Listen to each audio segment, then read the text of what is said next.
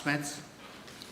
Honourable Members, today I wish to make a very brief announcement with regard to the use of unbecoming words or offensive words as per Standing Order 42. The words must be expunged everywhere from the Hansard once that they have been withdrawn by the member who made them in order to preserve our parliamentary tradition and to uphold the dignity of the House. In view of the fact that at the sitting of the 21st February 2025, the Honourable Deputy Prime Minister readily withdrew certain words pronounced by him at the sitting of 7th February, I am now ordering that they be expunged from the official records. I also expect that these expressions would not be reported anymore elsewhere. Thank you. Papers have been laid. Question none. Motion. Yes. I beg to move that all the business on today's order paper be accepted from the provisions of paragraph 2, Standing Order 10. Thank you. The question is that all the order of today's business, I'm sorry, give me one moment, that on today's order paper be exempted from the provisions of paragraph 2 of Standing Order 10. Those in favour say aye. Aye. Those against say no. The ayes have it. Statements by ministers. Yes, Minister.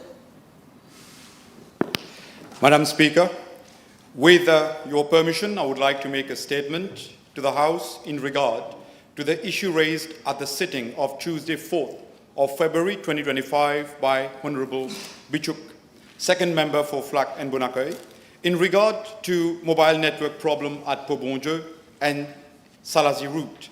I am informed that Mauritius Telecom has already conducted a study on improving coverage in this region and has identified 3 locations for new mobile sites, namely Crimson Hall, near Salazi Farm, and near Obui Bus Terminal.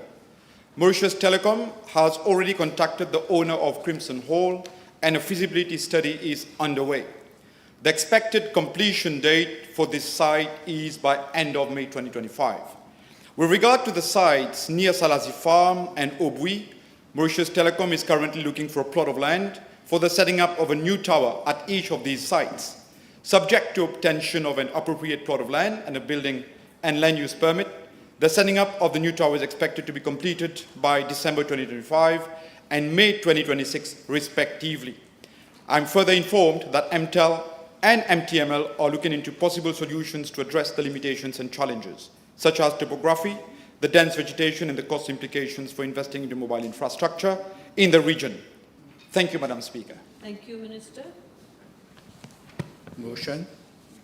Yes, Honourable Minister of Commerce and Consumer Protection, Mr. Sikwen. Madame la Présidente, tout d'abord, je tiens à vous féliciter pour votre investiture, ainsi que celle du Premier ministre, l'adjoint au Premier ministre, tous mes collègues ministres et tous les membres de cette auguste Assemblée. J'aimerais aussi remercier le Premier ministre pour sa confiance placée en moi en me nommant ministre du Commerce et de la Protection des consommateurs. C'est avec une profonde humilité et un sens aigu du devoir que je me tiens devant cette Assemblée pour défendre la vision et les engagements de notre gouvernement en matière de commerce et de protection des consommateurs. Permettez-moi de remercier les électeurs de QAPIP Midlands, la circonscription numéro 17, de m'avoir fait confiance pour un 3e mandat. Et je tiens à les rassurer qu'ils peuvent compter sur moi. Madame la Présidente, on a vu pendant la campagne électorale à quel point les gens voulaient absolument un changement. Les Mauriciens en avaient marre de l'ancien gouvernement. Le peuple se sentait oppressé et la dictature s'est installée depuis 10 ans. C'était la cuisine qui dirigeait ce gouvernement. La chef de cuisine donnait des ordres à tout le monde, incluant la police. Monsieur Moustache a bel et bien dévoilé les maldonnes de ce gouvernement mafieux. Le peuple a compris que l'ancien gouvernement était dirigé par un gouvernement parallèle. On a été témoin d'un gouvernement qui était prêt à tout faire pour leur propre intérêt personnel.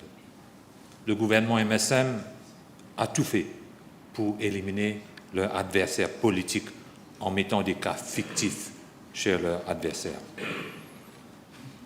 Le docteur Navin Ramgoolam était sur leur hit list numéro 1. On a vu les 11 cas rejetés par la Cour. On a vu les autres membres du Parti travailliste qui faisaient le va-et-vient à la MAE. Le striking team avait instauré un climat de terreur à Maurice. On a été témoin à travers les réseaux sociaux des différents cas de planting de drogue chez leurs adversaires politiques. Éliminer leurs propres agents politiques n'était pas exclu pour eux. Madame la Présidente, le MSM nous a laissé un héritage lourd et déficitaire dans la plupart des ministères et corps étatiques. On note les suivants pour l'année 2023-2024. La CEB avait 243 millions en déficit, plus un compte en banque à découvert de 5,4 milliards de roupies. La CWR a enregistré un déficit de 300 millions, un emprunt de 5,4 milliards de roupies au gouvernement, plus un compte à découvert de 149 millions. La Wastewater Management Authority a enregistré un déficit de 527 millions, 3,5 milliards d'emprunts, plus 11 millions comme découvert à la banque. Et Mauritius a accumulé un déficit de 16,5 milliards de roupies. Le subsidy account de la STC en octobre 2024 avait un déficit de 1,2 milliard de roupies. Et la Price Stabilization Account, PSA, au 13 novembre 2024, avait un déficit de 3,41 milliards de roupies. Et aujourd'hui, on a le plaisir de vous annoncer que ce déficit a été réduit à 3 milliards de roupies. Madame la Présidente, on a vu comment le MSM a traité les dossiers de la BAI, Betamax, Patel Engineering, Pack and Blister, Monolpiravir, entre autres. C'était normal pour ce gouvernement MSM que de temps en temps, il y avait des ruptures de diesel et d'essence à Rodrigue. C'était aussi normal pour eux qu'il y avait des ruptures de gaz dans les stations de service. C'était normal pour ce gouvernement de laisser les gens pratiquer le decanting, et c'est-à-dire transférer le gaz depuis une bonbonne de gaz de 12 kilos, un gaz domestique pour transférer dans les voitures. Le decanting est très dangereux pour ceux qui le pratiquent. L'économie de Maurice a été détruite. Les piliers de l'économie ont été fragilisés. Le PIB a été artificiellement augmenté dans le passé. La valeur de notre roupie s'est dépréciée. Notre roupie a perdu presque 50% de sa valeur vis-à-vis le dollar américain. Le dollar américain qui se vendait à 32 roupies 06 le 11 décembre 2014 et le 11 novembre 2024, le dollar américain coûtait 46 roupies 92, soit 46,35% plus cher qu'en 2014. Madame la Présidente, ceux qui vivent sont ceux qui luttent. Ces mots de Victor Hugo résonnent aujourd'hui plus que jamais. Face aux défis économiques, nous avons hérité et nous devons nous battre pour redonner notre nation stabilité, résilience et prospérité. Pendant une décennie, nos concitoyens ont souffert de l'érosion de leur pouvoir d'achat, de l'inflation galopante et d'une politique économique fondée sur l'endettement. Certains prix ont flambé plus de 100%, mettant à mal le quotidien des Mauriciens. Notre commerce extérieur s'est affaibli et nos entreprises ont perdu en compétitivité. Madame la Présidente, les prix des produits de base tels que le lait, le riz, le fromage et les médicaments ont augmenté depuis 10 ans, car la valeur de notre roupie s'est dévaluée énormément vis-à-vis des devises étrangères. Les consommateurs sont malheureusement impactés puisqu'on importe presque tous les produits alimentaires et non alimentaires. Et nous avons une équipe solide avec beaucoup d'expérience pour redresser cette économie. Des réformes courageuses seront mises en œuvre. On pose les bases d'un avenir solide et durable en renforçant nos politiques commerciales, en instaurant une transparence sans compromis et en érigeant un bouclier efficace pour protéger les consommateurs. Madame la Présidente, trop longtemps, nos concitoyens ont subi les effets d'une inflation dévorante. Il est inacceptable qu'à une époque où l'innovation et la transparence devraient prévaloir, tant de familles luttent encore pour accéder aux produits de première nécessité. Ce gouvernement prend l'engagement ferme de renforcer la protection des consommateurs par des réformes ambitieuses et une législation modernisée. Un projet de loi sur la protection des consommateurs, initié en 2014 par le gouvernement travailliste, mais resté en suspens pendant une décennie par le gouvernement MSM. Nous nous engageons à le faire adopter dans les mois à venir, marquant ainsi une avancée historique pour la justice économique. Son objectif, lutter contre la spéculation abusive, contrer les monopoles déloyaux et instaurer des garde-fous contre les dérives commerciales. Madame la Présidente, dans un monde où le commerce en ligne se déploie à une vitesse fulgurante, nous devons impérativement adapter notre réglementation. Trop de nos concitoyens ont été victimes de fraudes et d'escroqueries dans leurs transactions numériques. La protection des consommateurs est une obligation et une nécessité morale. Mon ministère mettra en place des mécanismes de régulation stricts pour garantir la transparence et protéger les consommateurs des abus du marché numérique.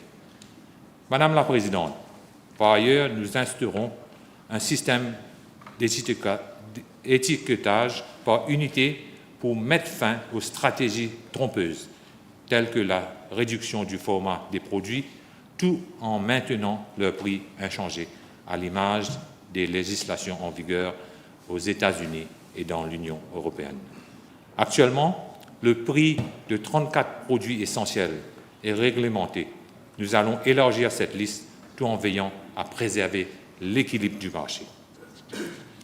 Madame la Présidente, le gouvernement de l'Alliance du changement est conscient que le coût de la vie est devenu cher à Maurice. On ne peut pas malheureusement régler en 3 mois l'incompétence de l'ancien gouvernement pendant ces 10 dernières années.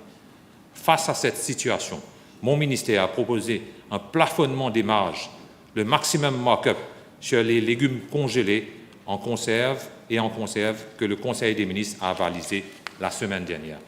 L'objectif de cette mesure est d'alléger la facture des consommateurs avec des baisses de 10% à 30% dès les prochains arrivages de ces produits.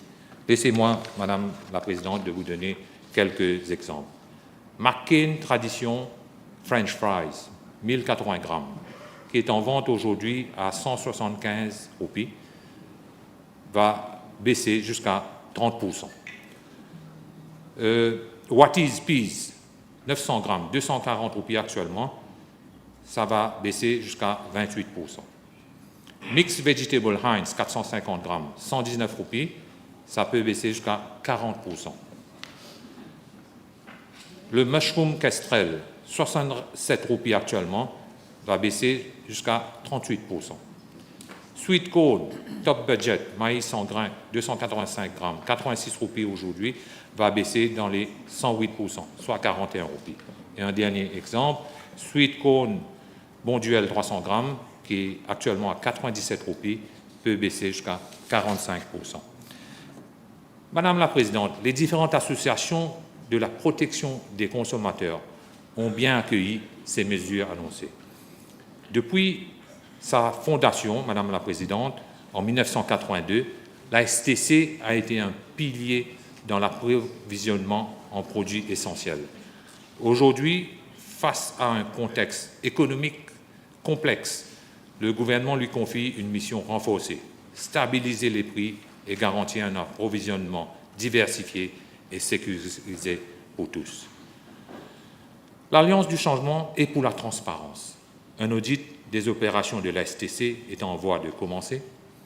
Le dossier MMI, Mercantile and Maritime Investment Pte. Limited, a été envoyé à la FCC pour une enquête. Parallèlement, des systèmes de surveillance en temps réel seront mis en place pour prévenir toute spéculation abusive, assurant ainsi une régulation stricte et une protection renforcée des consommateurs. Nous agissons pour assurer la stabilité économique et défendre les intérêts de la population. Et la STC importera plus de produits de base si nécessaire. Madame la Présidente, Maurice bénéficie des accords commerciaux avec plus de 85 pays. Pourtant, ces opportunités restent largement sous-exploitées. Il est impératif de tirer pleinement parti des accords commerciaux qui nous lient à des partenaires majeurs tels que le COMESA, l'AGOA et la SADC, entre autres. Le temps des lourdeurs administratives et des barrières excessives est révolu. Nous allons implémenter la certification d'origine électronique pour le COMESA, un outil qui réduira drastiquement les délais de traitement et favorisera l'expansion de nos entreprises à l'échelle régionale et internationale. Nous allons également accompagner nos exportateurs avec des formations spécifiques sur les normes internationales, les processus de certification et l'intelligence des marchés. Maurice doit retrouver sa place sur la scène économique mondiale. Madame la Présidente, le cadre réglementaire doit évoluer avec le marché. Mon ministère travaille avec la Competition Commission pour une révision de la Competition Act de 2007 pour renforcer la lutte contre les cartels, les monopoles abusifs et les pratiques anticoncurrentielles. Madame la Présidente, les Mauriciens ont élu ce gouvernement pour un véritable changement. Nous avons une mission claire, restaurer la confiance, garantir la stabilité et bâtir un marché juste et prospère. Avec rigueur, courage et détermination, nous avançons ensemble vers un avenir où le commerce et la protection des consommateurs seront non plus des obstacles, mais des lévriers de croissance et de prospérité. L'avenir de Maurice s'écrit aujourd'hui et nous le ferons avec détermination et responsabilité. Il nous faut travailler ensemble pour combattre la pauvreté, les fléaux sociaux, la corruption et la criminalité. Nous devons promouvoir l'investissement pour la prospérité de notre pays. Merci, Madame la Présidente. Thank you for respecting the time limit, Minister. I now call on the first member for constituency number 7, Mr. Payag. Yes. Madame la Présidente, Monsieur le Vice-président, Monsieur le Premier ministre, l'honorable Dr Navin Ramgoolam et son Premier ministre adjoint, l'honorable Paul Béranger, distingués ministres et députés de notre chère République. Je tiens à vous adresser mes plus vives salutations pour cette victoire historique que nous avons marquée ensemble. Nous sommes tous les bâtisseurs de cet édifice qui était en ruine et c'est ensemble que nous allons le reconstruire et l'embellir pour les générations futures. Dans le cadre de ce programme intitulé « A Bridge to the Future », je constate que ma circonscription et mon pays pourraient retrouver un nouvel élan. Ce programme ne laisse personne de côté, il est réfléchi et conçu pour répondre aux problèmes auxquels nos citoyens font face aujourd'hui. En somme, c'est un programme mûr qui pourrait représenter la première étape pour sauver notre patrie d'une décadence inexorable, une décadence qui n'a pas été anticipée par nos prédécesseurs de l'Alliance soi-disant les peuples. En tant que professionnel et travailleur social et maintenant politicien, je souhaite aborder 2 ou 3 axes qui me tiennent particulièrement à cœur. En tant que médecin praticien de plus d'une décennie, il est de mon devoir de souligner que notre système de santé est gravement malade. Le programme présenté par ce gouvernement vise à reconstruire le système de santé pour mieux soigner, protéger et sauver des vies. Le programme reconnaît et travaille déjà sur les défis suivants: l'état déplorable des infrastructures médicales, le manque chronique de personnel hospitalier, le manque de formation, le contrôle inapproprié de la qualité des produits pharmaceutiques. La création d'un Health Regulatory Body pour superviser les services de santé entraînera plus d'égalité et d'accessibilité à davantage de citoyens. Les tarifs des cliniques privées ont atteint des niveaux jamais vus auparavant. Les patients qui n'ont pas d'assurance santé ont plus de difficultés à se permettre de se faire traiter dans ces cliniques privées. Et pourquoi cela? Parce que les cliniques facturent des sommes exorbitantes pour ceux qui en ont une assurance santé et aussi pour ceux qui n'en ont pas. Ceux qui pouvaient se permettre de payer des soins à un prix raisonnable il y a quelques années de cela ne peuvent plus se le permettre aujourd'hui. Un système pharmacare allègera le fardeau financier de nombreuses personnes qui doivent prendre quotidiennement des médicaments prescrits et non disponibles dans le système de santé publique. Les patients âgés souffrant de troubles cardiovasculaires, maladies de la prostate, ceux nécessitant des médicaments chimiothérapeutiques ou contre l'hypertension ou même le diabète, la liste est longue. Cette décision si attendue sera mise en œuvre par ce gouvernement.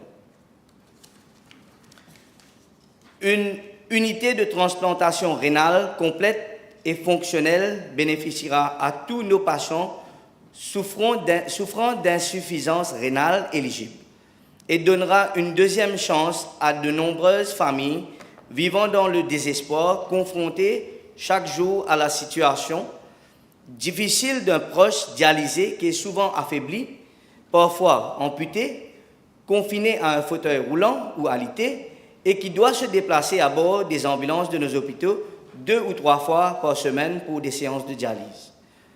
Compte tenu des taux d'incidence des cas gynécologiques et obstétriques compliqués et aussi des cas évitables de décès maternels et fœtaux au fil des années, un hôpital ultra spécialisé en obstétrique aidera certainement à relever le défi de médecine à Maurice.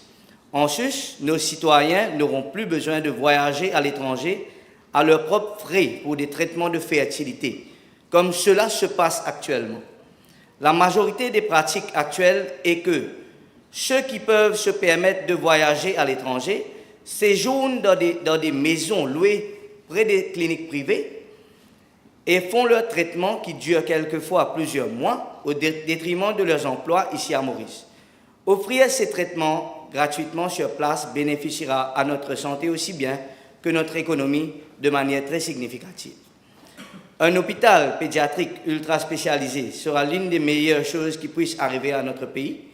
Un hôpital dédié aux maladies difficiles à traiter est une nécessité urgente pour offrir aux enfants atteints de pathologies complexes les meilleurs soins possibles. Un tel établissement permettrait d'accueillir des experts de diverses disciplines médicales, de favoriser la recherche de pointe et d'assurer un accès rapide aux traitements les plus innovants.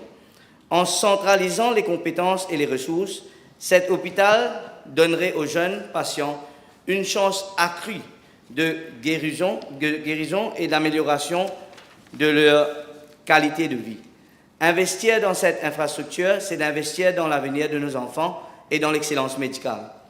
Je tiens à féliciter particulièrement notre ministre de la Santé et du Bien-être, l'honorable Anil Béchou, pour son dévouement.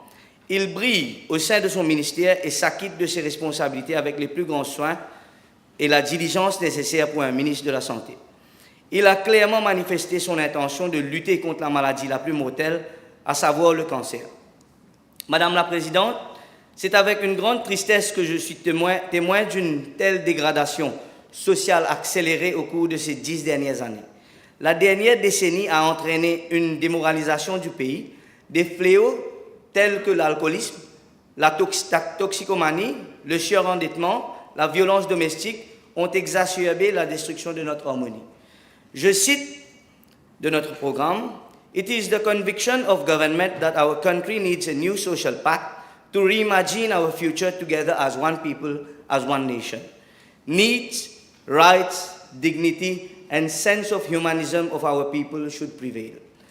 Fin de citation.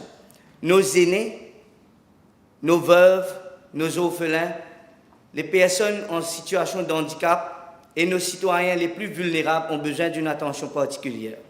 Il est en effet important de mener les recherches sur les causes profondes de la pauvreté absolue et relative, du stress social, des angoisses et de la prolifération de la détresse dans notre société. L'Alliance du changement est convaincue que les familles heureuses et solidaires sont le fondement d'une société saine, stable et durable. Madame la Présidente, avec ce programme, je peux vous rassurer que nous sommes partis du bon pied et nous arriverons à bon port. Aujourd'hui, de nombreux jeunes se retrouvent confrontés à une réalité décourageante, notamment l'incapacité de trouver un emploi à la hauteur de leur qualification. Face à cette situation, il leur était difficile d'accepter le règne de la médiocratie et du népotisme qui semble souvent prévaloir dans le monde du travail. Nous avons constaté dans un passé pas trop lointain où les compétences moindres ont primé sur le mérite et cela a alimenté une profonde injustice sociale. Le besoin de rétablir la méritocratie où la compétence et le talent doivent être les critères principaux du succès. Parallèlement à la question de l'emploi, un autre fléau qui ravage nos jeunes est la consommation de drogue, laquelle devient malheureusement une échappatoire pour ceux qui se sentent abandonnés et sans avenir. Il est plus qu'infortuné de voir de plus en plus de vidéos de Nisala Bonto circuler sur Facebook et TikTok où nos jeunes sont ravagés par ces drogues synthétiques. Alors que les jeunes cherchent désespérément des solutions à leurs difficultés, la toxicomanie apparaît comme une tentative de fuir la réalité d'un système qui les ignore. Au-delà d'un poison pour leur santé, ce phénomène est une crise collective qui reflète l'abandon de la jeunesse par le régime précédent, qui n'a pas pu s'offrir les perspectives d'avenir essentielles à un développement harmonieux à ces jeunes. Madame la Présidente, nous vivons dans un pays où les drogues synthétiques sont 100 fois moins chères que le cannabis. Pour voir l'épanouissement social et la prospérité, nous devons infliger les peines les plus sévères aux trafiquants de drogues synthétiques et non leur offrir des voyages de première classe en avion. Heureusement, nous avons un leader qui est l'étoffe nécessaire pour prendre les choses en main. Oui, nous avons un leader qui puisse affirmer sans hésitation, je cite notre Premier ministre cette même semaine à Triolet, Kouma Ndimoun gagne la drogue dans ce loto pour saisir.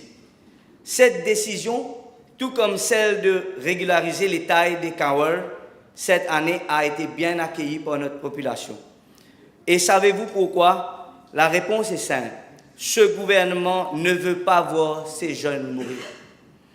Madame la Présidente, ce gouvernement a pris l'engagement de réformer ces institutions défaillantes et de mettre en place des solutions concrètes pour protéger la jeunesse.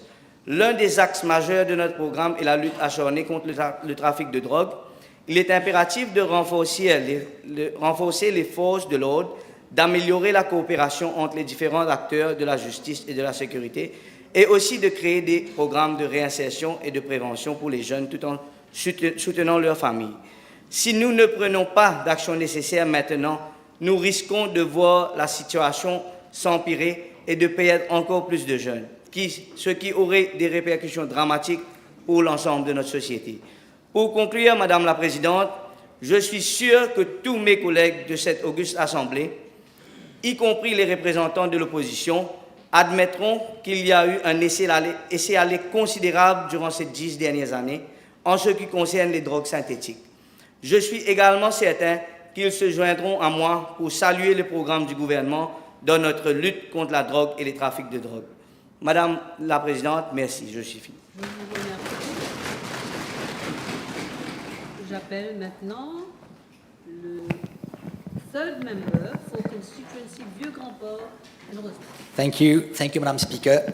Madame la Présidente, d'abord, permettez-moi de vous présenter mes plus sincères félicitations à vous-même ainsi qu'à l'honorable Baloumodi pour votre élection en tant que présidente et vice-président respectivement de cette auguste Assemblée.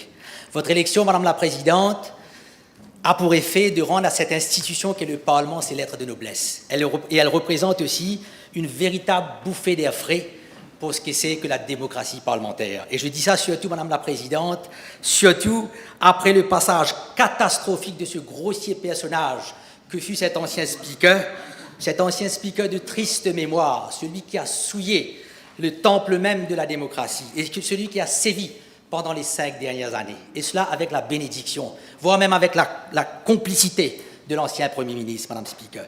Madame Speaker, j'aimerais aussi remercier mes mandants, les électeurs de la circonscription numéro 11. J'aimerais leur dire merci.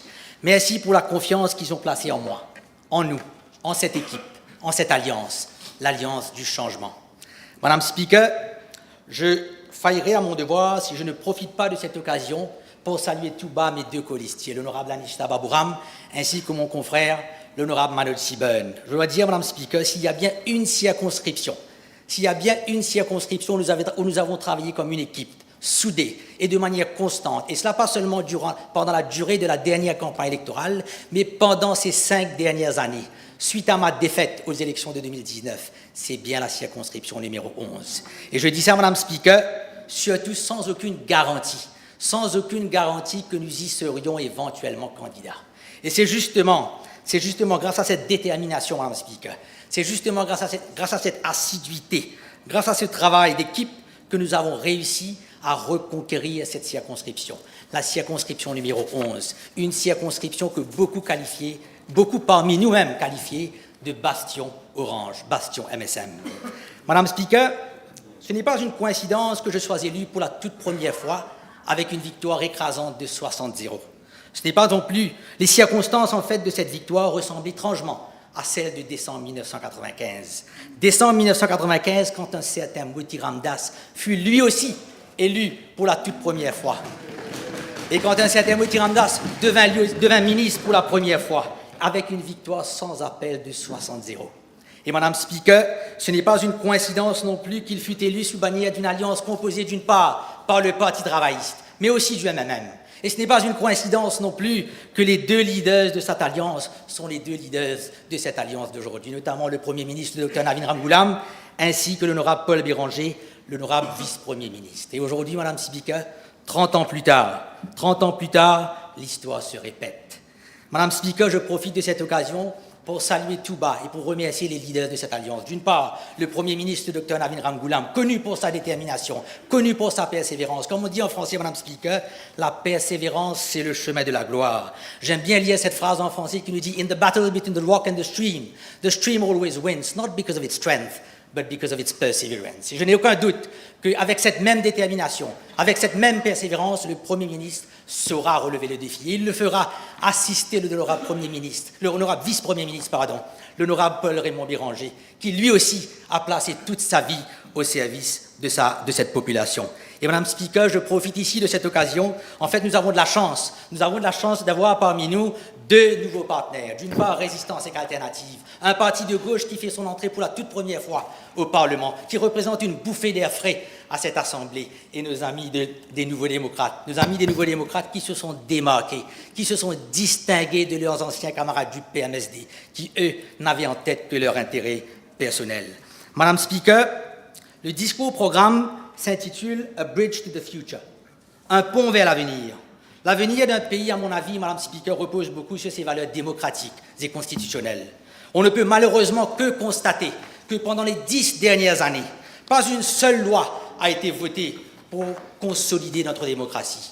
Pas une seule loi a été votée par le MSM pour approfondir nos libertés constitutionnelles telles la liberté d'expression. Bien au contraire, Madame Speaker, le MSM a tout fait pour étouffer notre démocratie. Le MSM a tout fait pour restreindre nos libertés constitutionnelles et a même tenté de faire de l'île Maurice une autocratie. Mais malheureusement, ou heureusement pour nous, mais malheureusement pour eux, Madame Speaker, le peuple n'est pas dupe. Heureusement que nous avons un peuple souverain. Et c'est précisément pour cette raison que la population, exaspérée, s'est débarrassée du MSM et de ses alliés et a placé toute sa confiance en nous. Et je ne peux ici m'empêcher, Madame Speaker, de me rappeler de ce sentiment de soulagement Ce sentiment de soulagement qui était si palpable sur les visages de ceux des gens de ma circonscription quand on parcourait la circonscription lors de notre rallye traditionnel, le lendemain de la proclamation des résultats, soit le 11 novembre 2024. Je ne peux m'empêcher de me rappeler de ce sentiment sur le visage, Madame Speaker. On pouvait même entendre les gens crier « Vive la liberté !» Et on pouvait même ressentir le poids je pouvais moi personnellement ressentir le poids de cette responsabilité qui nous a été confiée et de cet espoir qui a été placé en nous. Donc de ce fait, Madame Speaker, nous n'avons pas droit à l'erreur. Nous n'avons vraiment pas droit à l'erreur. Cet achievement, nous le devons à la population. Afin de pouvoir, donc Madame Speaker, je suis d'avis de ceux qui pensent qu'afin de pouvoir bâtir l'avenir, c'est tout naturellement donc qu'après 56 ans d'indépendance que nous revisitons ce document qu'est la Constitution de Maurice. Et je ne peux que me réjouir, de constater que les réformes constitutionnelles que nous proposons d'apporter se retrouvent au tout début même de ce document qu'est le discours-programme. Et ces réformes, Madame Speaker, nous l'avons bien compris, ne sont pas une fin en soi. Ces réformes sont un moyen de mieux répondre aux aspirations, de mieux répondre aux attentes de la population et de garantir un avenir prospère et de renverser notre modèle de l'État-providence. Et dans ce même contexte, Madame Speaker, quand nous regardons le discours-programme, je salue aussi l'annonce de la mise sur pied d'un Constitutional Review Commission, et cela dans un délai de seulement 6 mois, Madame Speaker. Une commission qui étudiera entre autres, la possibilité d'amender la Constitution, afin de s'assurer que les élections municipales se tiennent, les élections municipales ainsi que les élections villageoises, se tiennent à des intervalles réguliers, de manière à ce que jamais, je dis bien plus jamais, un gouvernement puisse confisquer notre démocratie et renvoyer les élections comme l'a fait le MSM à pas moins de 3 reprises, Madame Speaker. En fait, je me réjouis personnellement de cette annonce, Madame Speaker, pour la bonne et simple raison que je faisais moi-même partie de ceux qui avaient contesté en Cour suprême, pas en tant qu'avocat, mais en tant que citadin de la ville de Quatre-Bornes. J'avais contesté la constitutionnalité de l'amendement qui avait été apporté au Local Government Act par le MSM afin de renvoyer les élections municipales sous prétexte de la Covid et sous prétexte d'un prétendu projet de réforme de notre local government, lequel projet n'a jamais vu le jour, Madame Speaker. Ils ont essayé de renvoyer les élections municipales, alors que se sont tenues, dites-vous bien, alors que se sont tenues les élections à Rodrigue, alors que se sont tenues les élections villageoises. Et là, je ne peux m'empêcher de saluer l'honorable Attorney General qui fut un de mes avocats dans cette démarche, Madame Speaker. Madame Speaker, je salue également la proposition d'amender le chapitre 2 de la Constitution afin d'y introduire des droits fondamentaux relatifs à la santé, à l'environnement, la technologie, l'éducation et la culture. Bref, des droits socio-économiques ayant le même statut que d'autres droits constitutionnels existants. Cela démontre, Madame Speaker, la volonté de ce gouvernement de se préoccuper activement du bien-être de ses citoyens. Ces réformes, Madame Speaker, elles nous rappellent l'héritage que nous a laissé le Parti travailliste et ses leaders successifs. En particulier, Cessiou Sagar Angoulam, qui ont œuvré pour mettre en place l'État-providence dont nous bénéficions toujours aujourd'hui. Ce sont là, Madame Speaker, des mesures qui ont forgé le bien-être de notre société. Nos tribuns, de par leur clairvoyance, de par leur vision éclairée, ont jeté les bases d'une nation plus juste et plus solidaire à travers des mesures telles la santé gratuite, l'éducation gratuite et la pension universelle.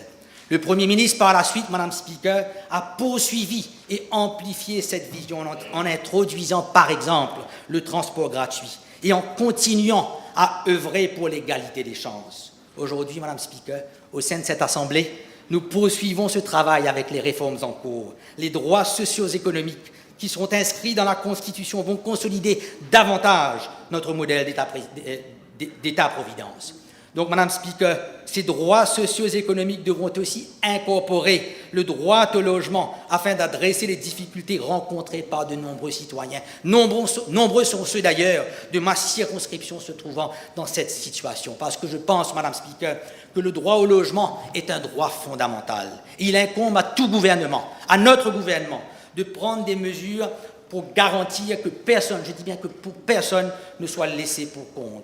Et je suis convaincu, Madame Speaker, que l'introduction des droits socio-économiques avec un statut constitutionnel apportera son lot de soulagement à ces individus, en leur offrant la possibilité de vivre dans des conditions plus dignes, des conditions plus humaines.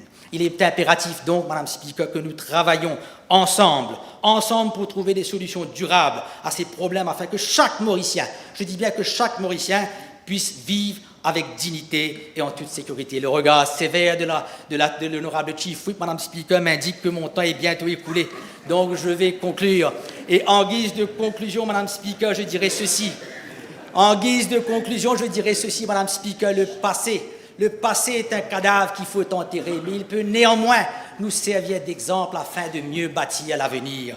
Donc, inspirons-nous des réalisations de nos tribuns, apprenons des erreurs du passé, assurons-nous que nous ne nous les recommettrons pas, dirigeons le pays avec humilité, avec sincérité, avec dignité. Let Mauritius be Mauritius again. Et je suis convaincu, Madame Speaker, que l'équipe fraîchement élue ici au sein de cette Assemblée est pourvue non seulement de la détermination, mais des compétences requises afin de relever le défi. Ayons foi, Madame Speaker. Mauritius will be Mauritius again. Vive la République de Maurice et vive l'île Maurice. Merci. Vous étiez totalement dans les clous, hein? Vous étiez tout à fait dans les clous. Alors, j'appelle maintenant second member for constituency number 12, Maibou Plaine-Magnan. Thank you, Madam Speaker. First, I would like to congratulate you and my friend Veda Balamoudi for your election as Speaker and Deputy Speaker. We can say that now we are very happy every Tuesday and Friday to be in this August Assembly. I thank all of the members that has been elected to represent the country for the next 5 years. A big thanks to the Prime Minister, Dr. Navin Ramgoolam, the Deputy Prime Minister, Honourable Paul Béranger, who is also the leader of the MMM, my leader, to allow me for the 4th time to represent the same constituency, number 12. And I feel deeply honoured and privileged to stand before this August Assembly. Big thanks goes to my 2 colleagues, Honourable Ritesh Ramphol and Honourable Kevin Nakiram, who helped me a lot during this campaign. And thanks to be here together in this August Assembly. Of course, my heart thanks goes to all the voters of constituency number 12, the Labour Party, Résistance Alternative, Nouveau Démocrate, and also the member of the regional MMM number 12. My family, my friend, for supporting me over 20 years in my political career. I wish to reassure them that I will do my best to serve them and the country. Madame Speaker, gouverner, c'est prévoir. Gouverner, c'est savoir gérer, comme l'a toujours dit notre leader, le leader du MMM, l'honorable Béranger. Pendant 10 ans, le précédent gouvernement nous a montré le contraire de ce qui est gouverner, c'est prévoir, ce qui est gouverner, c'est gérer. Pour eux, gouverner, c'est voler, gouverner, c'est détruire, gouverner, c'est mentir, gouverner, c'est dicter son peuple au lieu de protéger son peuple. Le pays était en bas là-haut. Il y a beaucoup d'exemples pour montrer la gestion catastrophique de l'ancien gouvernement. On se rappelle de la pandémie Covid-19. Au lieu de gérer la pandémie, ils ont passé leur temps à faire du business, à s'enrichir et enrichir les petits copains, les petites copines. Et j'espère que bientôt il y aura des enquêtes, comme l'a toujours dit le nouveau gouvernement. Bien sûr, je ne vais pas oublier le Wakasho, parce que j'étais impliqué directement. Ou le Wakasho, un gouvernement qui est censé de protéger son environnement, de protéger l'écosystème. Et pendant le Wakasho, le gouvernement nous a soumis à une catastrophe écologique jamais vue dans l'histoire de Maurice. Et là, nous, on a vu des milliers de Mauriciens qui versaient leurs larmes. Un gouvernement qui fait pleurer son peuple en laissant son écosystème et son environnement détruits. Et là, je profite de l'occasion pour saluer mes amis de Résistance Alternative qui étaient présents pour combattre ce marée noire. Et heureusement, on a un peuple qui a su montrer son sens de patriotisme. Un peuple qui est venu de les 4 coins de l'île, ce même peuple qui a su montrer ce jour-là que nous étions un seul peuple, une seule nation. Ils sont venus tous aider pour combattre ce marée noire. Et je remercie tous les Mauriciens qui ont fait le déplacement, la diaspora et tous les écologies qui ont pu aider à rétablir notre écosystème. Madame la Présidente, le gouvernement MSM avait 10 ans pour gouverner. Parce que souvent on dit 5 ans c'est pas assez, quand même ils ont eu 10 ans. Pendant 10 ans, ils auraient pu nous prouver leur façon de gouverner. Mais malheureusement, on n'a pas eu une seule nouveauté pour booster notre économie. Au contraire, nous avons hérité d'une économie avec une caisse qui était vide. Comme l'a si bien dit le Deputy Prime Minister, ils ont même voulu voler la caisse. Mais il y a quelque chose qu'on a oublié. Au moins, l'ancien Premier ministre a fait ce qu'il a dit. Je me rappelle lors d'une sortie publique, on peut tous voir sur YouTube, il avait pris parole, il avait dit « Je vais gérer l'argent du peuple comme mon propre argent ». Et là, aujourd'hui, on voit bien tout le monde comment l'argent du peuple a été géré par notre ancien Premier ministre. Madame la Présidente, pendant 10 ans, rien de nouveau. Bien sûr, en étant d'un enfant qui sort d'une famille de pêcheurs, la mère, je ne vais pas m'empêcher de parler de l'économie bleue. Pendant 10 ans, on a entendu dans tous les débats budgétaires l'économie bleue, l'économie bleue, l'économie bleue. Que du blabla. Rien de concret. Et aujourd'hui, avec l'économie bleue, comme l'a si bien dit mon ami Damri, on aurait pu booster notre PIB par 4 à 5%. Avec l'économie bleue, alors qu'on est entouré de l'océan.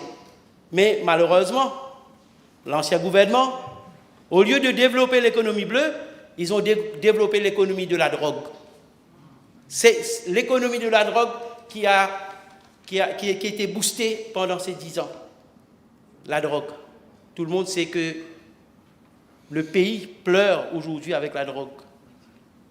Et au lieu d'agir, le gouvernement a protégé. Comme on dit, ils disent toujours casse les reins à la drogue. Nous, on pense qu'ils ont plutôt roule les reins à la drogue. Et nous, on a le devoir aujourd'hui pour combattre la drogue. Parce que la drogue, c'est une affaire de tout le monde, quelle que soit votre couleur politique, quel que soit votre niveau social et quelle que soit votre communauté. La drogue a envahi notre société, Madame la Présidente. Et nous avons le devoir, et nous le ferons avec la volonté de tout un chacun, surtout avec l'expérience de nos 2 leaders, le Premier ministre et le Deputy Prime Minister. On va combattre la drogue. Et qui dit drogue? Pour combattre la drogue, on doit commencer déjà par encourager nos jeunes à aller vers le sport. Mais malheureusement, Madame la Présidente, et là je remercie mon ami Deven Nagalingom, l'honorable ministre, qui a réagi très vite lorsqu'on a fait appel à lui pour aller visiter. Déjà un gouvernement qui ne fait rien pour le sport, en plus, si on voit l'état de nos infrastructures sportives, Madame la Présidente. Nous, on a le privilège, mon ami Ritesh Ramphol et Kevin Akiram, on sort d'une circonscription où on a eu le ministre du Sport. La dernière fois, on a fait une visite à la piscine de Mont-Albert. À part le bungalow qui se trouve à Pointe-Jérôme, on a la piscine de Mont-Albert. Madame la Présidente, vous allez être choquée. Une piscine est faite pour que nos concitoyens pratiquent la natation. Qu'est-ce qu'on a vu? Bassin crapaud. Un bassin crapaud. Donc, c'est ça un gouvernement qui voulait combattre la drogue. Mais je comprends, madame. Je comprends. Peut-être l'ancien ministre du Sport avait d'autres priorités. Son priorité, c'était plutôt peut-être de promouvoir une boisson gazeuse. De promouvoir une boisson gazeuse dont je vais taire le nom. Je pense que tous les membres savent de quelle boisson je parle. Il passait son temps à faire de la publicité pour cette boisson. Et de l'autre côté, madame la Présidente, on a eu le privilège d'être dans la circonscription numéro 12. Parce qu'après la publicité sur les boissons gazeuses, on a eu un ministre qu'on surnomme ministre 4%. Aujourd'hui, on a tous peur dès qu'il pleut. Dès qu'il y a des inondations, on a tous peur. Parce que pendant 10 ans, seulement 4% des drains a été fait. pour notre pays. Et aujourd'hui, c'est nous. Alors que nous devons commencer notre programme, on doit reconstruire et rebâtir le pays. On doit revérifier tous les drains. À chaque pluie, on s'inquiète, Madame la Présidente. La liste est longue, mais je dois féliciter le peuple mauricien. Le peuple mauricien, le 11 novembre, nous a démontré qu'on ne peut pas les acheter avec des allowances. On ne peut pas les acheter avec des fausses clés de maison. Au lieu de donner la clé pour ouvrir la porte, ils ont donné des clés pour ouvrir l'armoire, Madame la Présidente. Le peuple a su résister, comme nos amis si bien dit résistance. Ils ont pu résister à toutes de tentations politiques. Le peuple, le 11 novembre, a enlevé leur chaîne d'esclaves politiques. Le peuple a voulu souffler la liberté. Et je dis au peuple, merci pour votre résistance. Malgré les plantings, malgré les arrestations injustifiées, malgré toute injustice, on a tenu ferme. Même moi, je ne pouvais même pas m'asseoir sur le waterfront pour réfléchir. Même moi, j'étais arrêté. Donc, Madame la Présidente, le 10 novembre, le peuple a dit enough is enough. Avec leur propre stylo, le peuple a réglé leur compte, Madame la Présidente. Et là, aujourd'hui, mes amis, on est là pour travailler. On doit rendre à ce peuple qui nous a fait confiance. On doit le faire après 5 ans. Ils sont fiers de revenir vers nous. Et je suis sûr que nous allons gouverner avec le peuple parce qu'on a eu un 60-0, ce qui veut dire que le peuple est avec nous. Et je profite pour saluer le MMM et son leader qui a participé dans 3 60-0 historiques. Et Madame la Présidente, je vais terminer pour vous dire, je ne vais pas m'empêcher de dire cet extrait d'une chanson française de Florent Pagny. Je cite, « On peut tout prendre, on peut tout enlever, l'argent, les voitures, le travail, mais on ne pourra jamais nous enlever notre liberté de penser. Vive la République de Maurice, vive l'Alliance du changement. »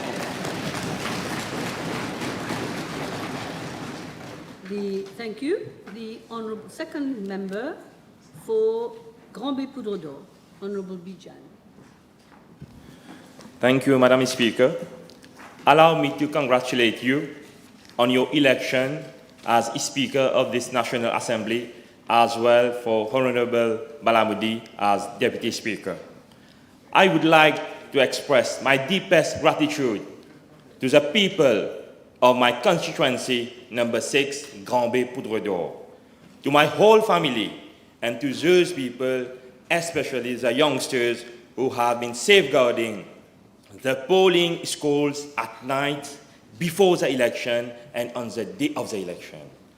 I also wish to extend my sincere thanks to my 2 elder brothers, Honorable Mahen Ganga Persad and Honorable Ramitoya, in this journey, and we will continue to strive to ensure progress and well-being of our constituency. Allow me to thank the Honorable Prime Minister and leader of Labour Party, Dr. Navin Chandra Ramgoolam, for placing his trust in me. I wish to express my sincere gratitude to the Deputy Prime Minister, Honourable Paul Béranger, and all the members of Parliament. I must therefore congratulate all of us here in this August Assembly. Furthermore, and most importantly, I would like to thank my parents for all the sacrifices they did for me to be here, and I know how proud they must be feeling right now. As I take my first steps in this August Assembly, I am acutely aware of the immense responsibility that comes with serving our beloved nation. I will stand guided by all the principles I have learned till now. At the very outset, I wish to ensure the whole Mauritian population that they can breathe freely as the days of fear, oppression, and mass surveillance are over. People around the island have slapped the previous MSM government and said enough is enough. They have voted massively without any fear for the last election to have a change in regime under the leadership of Dr. Honourable Navin Chandra Ramgoolam and Honourable Paul Béranger. For too long, Mauritius has faced economic and social stagnation under the MSM government, whose governance was impaired by mismanagement at all levels, erosion of transparency, a state full of corruption and a widening gap between the rich and the poor. However, we stand at the dawn of a new era where l'Alliance du Changement can reclaim Mauritius' economic prosperity and democracy through a commitment to social progress, inclusive development, and citizen-focused approach. Being a former senior government official, now I can proudly say that this government will focus on restoring public institution independence, ensuring effectiveness, efficiency, and good governance for a stronger democracy and public trust. This government stands unwavering in its commitment to enhancing workers' rights, improving working conditions, and fostering a labor market that rewards hard work and dedication. A nation's prosperity is directly linked to the well-being of its workforce. And as Franklin D. Roosevelt wisely stated, I quote, "The test of our progress is not whether we add more to the abundance of those who have much. It is whether we provide enough for those who have too little." End of quote. To achieve this, this government will implement progressive policies that strengthen workers' protection, promote fair wages, and ensure health and safety at workplaces. A robust, fair, and dynamic labor market does not only benefit workers, but fuels economic growth, attracts investment, and enhances national productivity.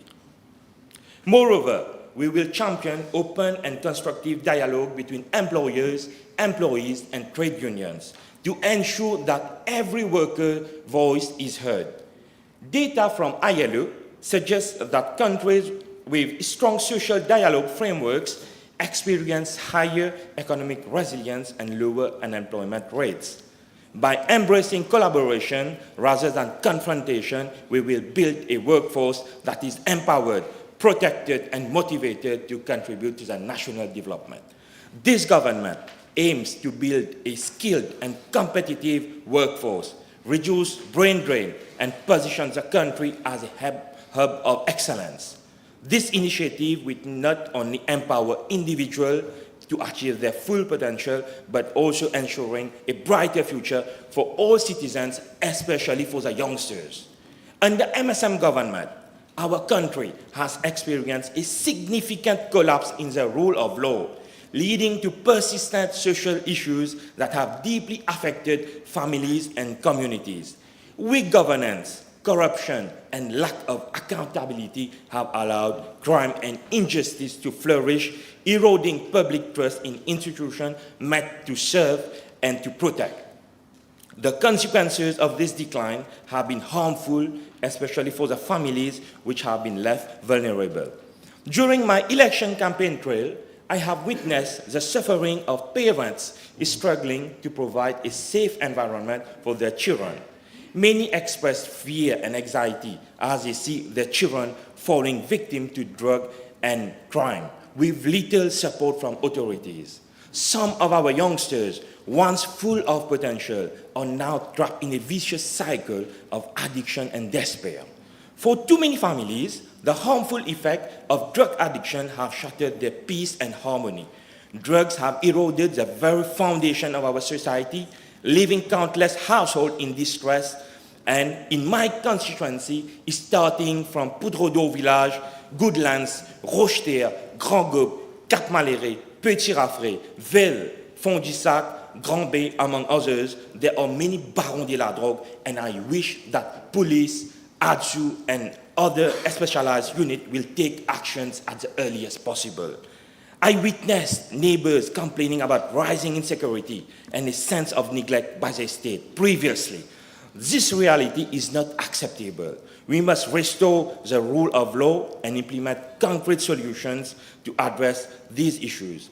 Our families deserve hope, our citizens deserve security, and our youngsters deserve a brighter future. By implementing these efforts, the government aims to restore stability, promote family well-being, and rebuild the social fabric that has been undermined for the past 10 years. We will ensure that our investments in social welfare will yield economic benefits in the long run. This government firmly believes that the future of any nation can only be secured when its youth are empowered, hold the potential to drive change, innovation, and growth across all sectors.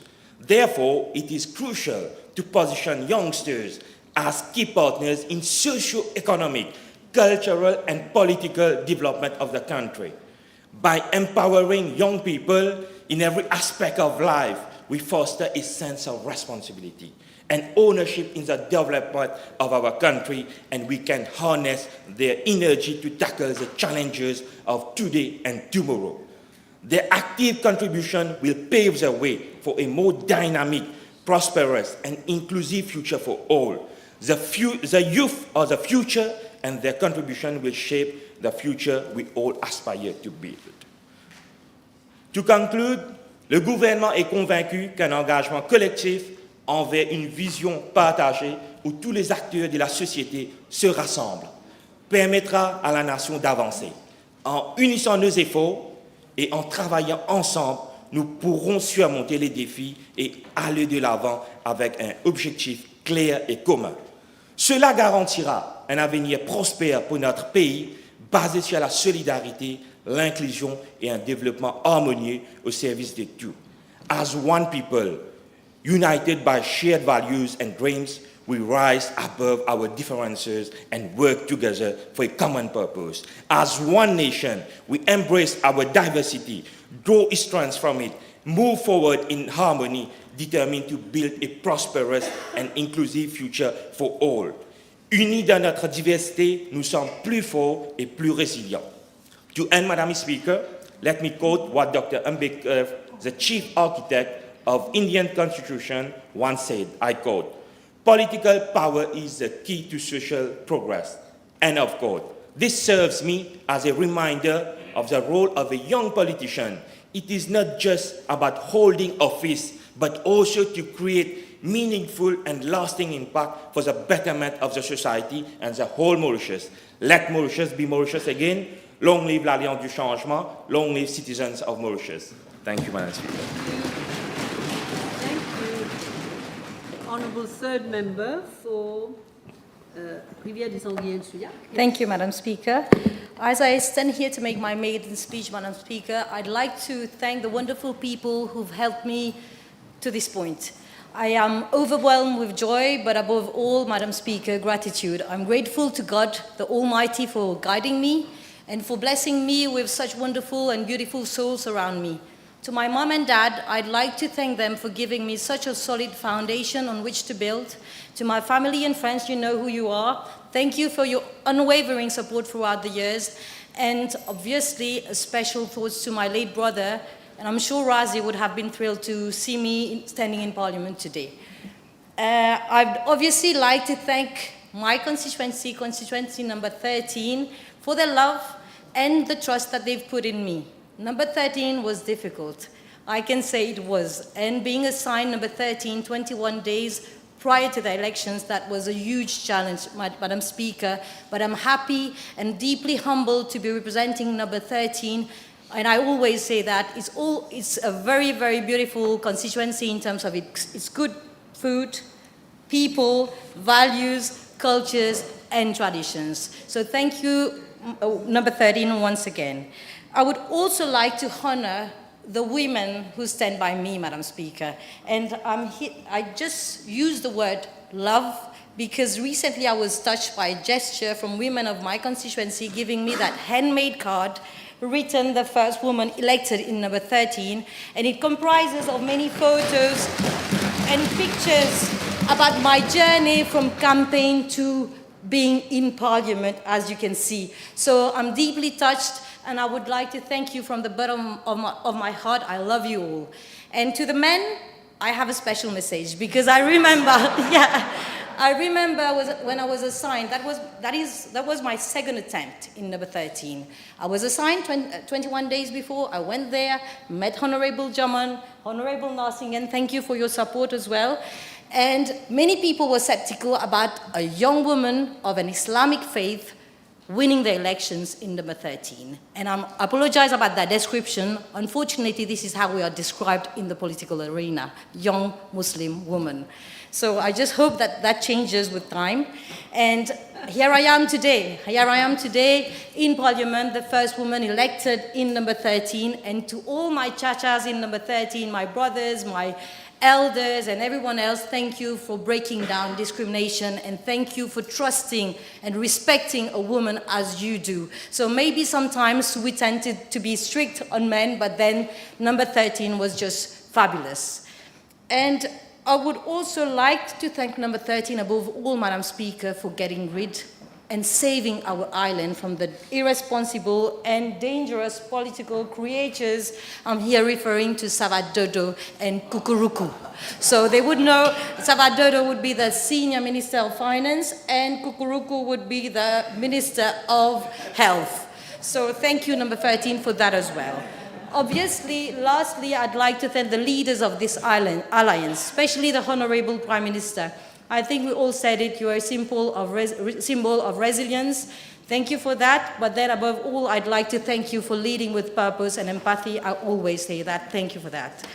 And Madam Speaker, many people have asked me why this alliance. And I tell them my choice is simple. My values align with those of the alliance. Values such as opportunity for all and unity amongst all. And I'm also proud, Madam Speaker, to be part of an alliance which values compassion for the less fortunate. And since we're talking about the less fortunate, looking at statistics, facts and figures, Madam Speaker, I think I would be factually correct if I say women are too few. We are too few in Parliament, and I think it would be factually correct to say women are less fortunate in politics and other fields. So I call for and join those who call for gender equality and better women representation. And I know all the women MPs here have spoken about the discriminatory treatment that we often face while being in politics or when in politics. So I hope that changes as well with time. And I'm confident the Honourable Prime Minister will bring measures and amendments to ensure better women representation. And Madam Speaker, talking about Honourable Thannoo said it the other day, we may be few, but we are fierce. And talking about a fierce woman, congratulations to you, Madam Speaker, and thank you for your fight throughout the years for a more equitable society. It's an absolute honour to have you as our Speaker. Thank you. And we have all spoken about the 10th of November 2024, and in fact, the 10th of November 2024, the people of Mauritius said it loud and clear. No government should dare play with their unity, well, our unity, dignity, and liberty. The moment internet services were interrupted, that was the day the youth decided to change the destiny of this country. We knew by then we did not deserve such a government.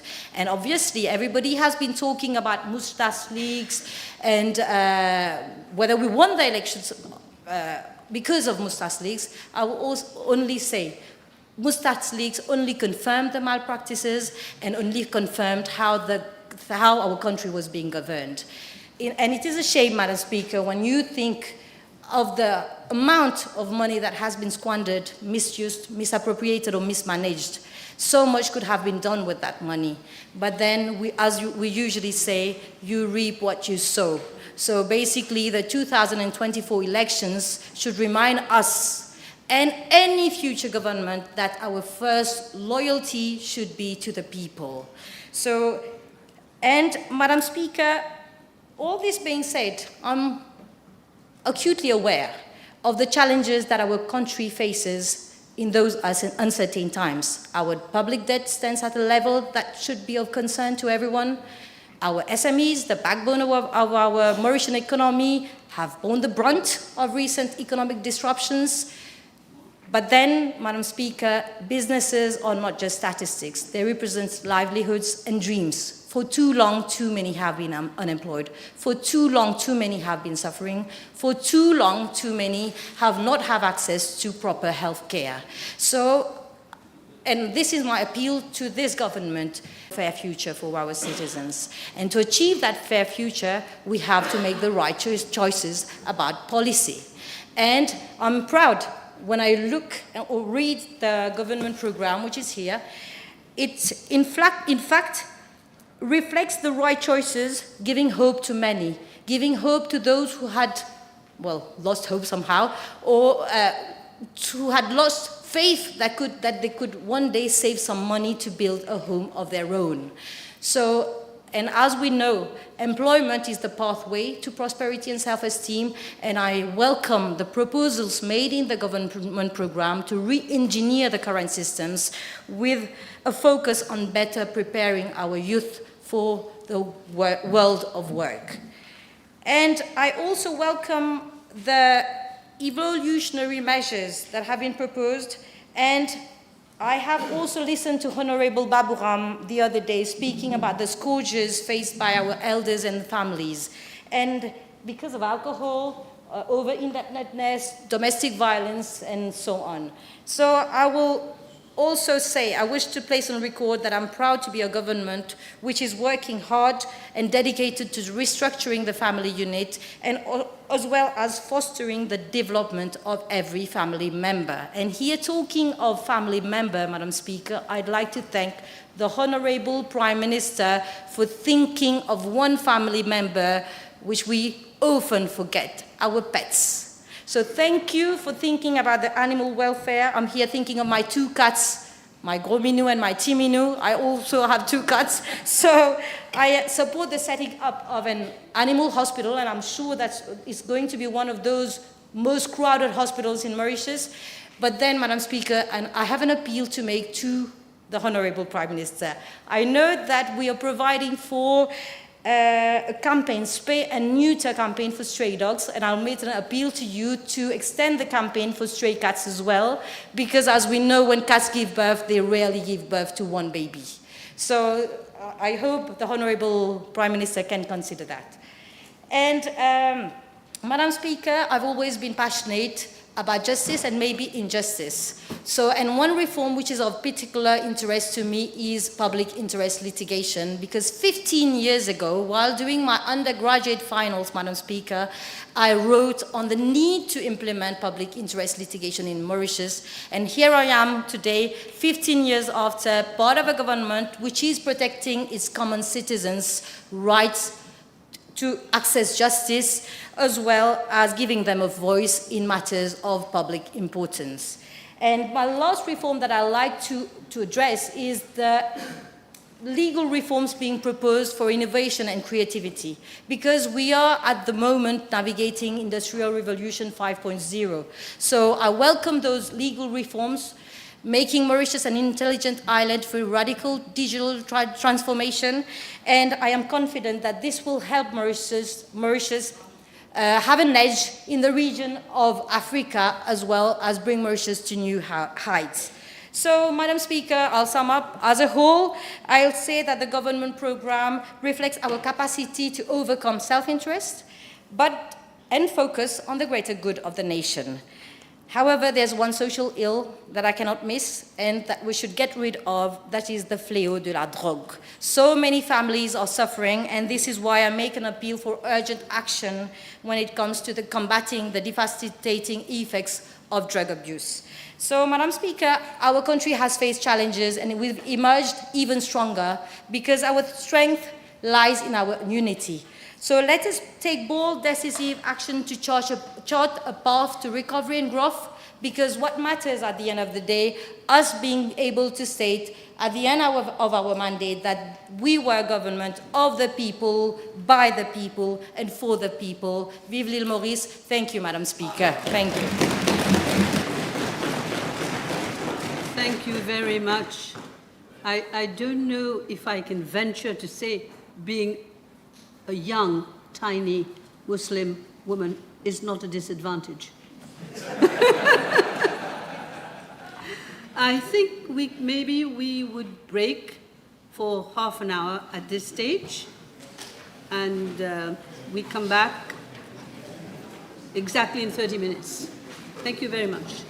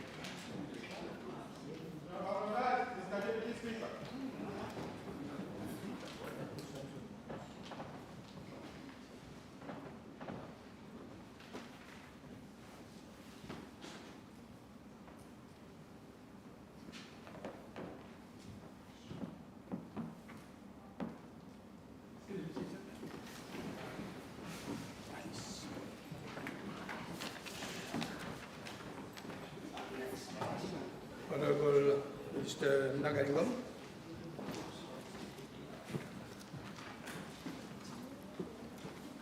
Mr. Deputy Speaker, sir, standing before you today, I'm deeply aware of the responsibility entrusted to me and the hope that this moment represents for a whole nation.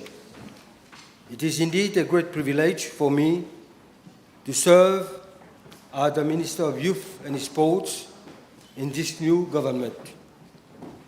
And I am committed to honestly fulfilling my duties with dedication, integrity, and a full commitment to the development of our nation's youth and sports sector. Mr. Deputy Speaker, sir, allow me at the very outset to extend my heartfelt congratulations through you to the Speaker and to you. Your leadership will undoubtedly serve as a guiding force in upholding the principle of democracy, integrity, and mutual respect in this Assembly. Mr. Deputy Speaker, sir, I can't help but recall the days when we had to tiptoe around like walking on eggshell in the personal kingdom of a Speaker who ruled with whims and fancies as unpredictable as the weather forecast. We are relieved that these days are gone. Mr. Deputy Speaker, the election results are not just about a historical victory, it is above all a powerful message sent by the population to all politicians, which is, do not underestimate our maturity. Do not take us for granted. This is a message we all need to remember. The Mauritian people is intelligent. If anyone tried to endanger the fundamental principle of our society, they will stand up and defend their value without fear. This is what happened in November 2024. The whole nation has entrusted l'Alliance du Changement, led by Navin Ramgoolam and Paul Béranger, a wide and clear mandate to rebuild our country, to bring back our dignity, to restore democracy, justice, and the rule of law in our beloved country. We have witnessed everywhere the deep sense of Mauritianism that has inspired all Mauritians. We have felt how our countrymen are united and courageous in front of those who have tried for 10 years to destroy their liberty, to enslave once more a nation, to steal public money. Mr. Deputy Speaker, sir, on Friday, 24th January, His Excellency the President of the Republic of Mauritius delivered his address. This was not merely an official ritual or a presentation of good intention and proposed measures. It was a decisive statement of purpose, outlining what this government not only plans to do, but is resolute in achieving. The first is the restoration of reinforcement of democracy. The second is the strengthening of our institutions, which are the backbone of any successful nation. A strong, resilient institution capable of fulfilling their mandates will propel both our economy and our country forward. Mr. Deputy Speaker, sir, if we achieve these reforms, I can only confidently state that we will have fulfilled an important component of our mandate. Yet, this government is committed to much more. Each sector of our economy will be revamped. reinvigorated, developed, and modernized. I'm optimistic that by the end of our term, the people of Mauritius will look back with pride at the transformative change they initiated on the 10th November 2024. Mr. Deputy Speaker, sir, allow me to address the sector now under my responsibility, youth and sports. Before dealing with the issues concerned, I would like to share a few words about my personal journey. In 1982, I joined the MMM, climbing the party hierarchy through dedication and perseverance. I followed in the footsteps of my elders, working with them when I was only 16 years old, initially in constituency number 20 and 8. Over the years, I served as municipal councillor, later as mayor, and headed the Youth and Sport Commission at the Bobassa-Rosil Municipal Council. I was eventually elected to the National Assembly, became private Parliament Secretary, and finally was appointed minister in this government. This is my 4th mandate. Mr. Deputy Speaker, sir, I must admit that when the Prime Minister entrusted me with the youth and sport portfolio, I was initially caught off guard. It is well documented that I had prepared myself for a different role. However, I am humble and extremely grateful by his trust in me as leader of l'Alliance du Changement, and by the trust of my leader, the Deputy Prime Minister. This trust fueled my motivation. Youth and sport extends far beyond merely kicking footballs or presenting medals for the cameras and official event. It quickly became clear to me just how vital this ministry is and the immense responsibility that comes with leading it.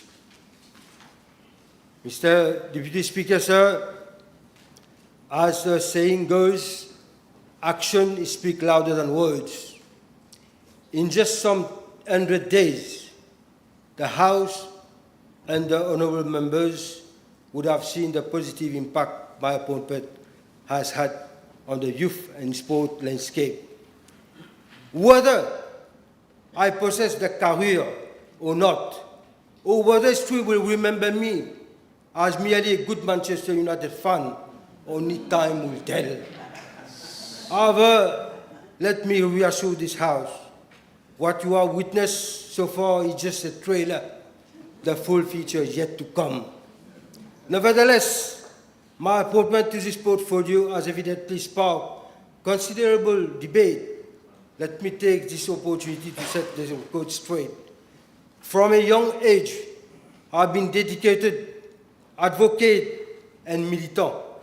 Never allowed my action to be guided by communal considerations. My long-standing involvement in the MMM is a testament to this unwavering commitment. Having risen through the ranks, I'm now among the party's most senior members. The trust placed in me by the Honourable Prime Minister and the Deputy Prime Minister is a profound honour, reflecting their confidence in my dedication and principle. If others feel aggrieved by this decision, that is beyond my control. Our mission is clear: to build a brighter, more sustainable future for our youth, to ensure that the power of sport is harnessed for positive development, and to shape policies that align with global commitments such as the United Nations Sustainable Development Goals. Mr. Deputy Speaker, sir, I would like to address the House on what I consider to be a national emergency drug addiction among our youth population.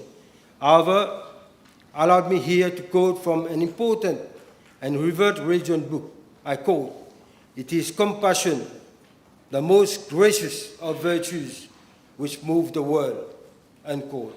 In other words, we must extend compassion to all our fellow citizens who have fallen into the grip of drug addiction, which is imperative to combat drug trafficking and dismantle the networks of drug barons. It is equally crucial to support those battling addiction and help them integrate into society. My ministry is fully committed to playing a pivotal role in addressing the drug addiction crisis. I'm profoundly moved and deeply troubled when I come across alarming video clips on social media that depict the heartbreaking reality faced by some of our young people. These images serve as a cruel reminder of the deep pain their family endure watching their loved ones struggle in such desperate conditions.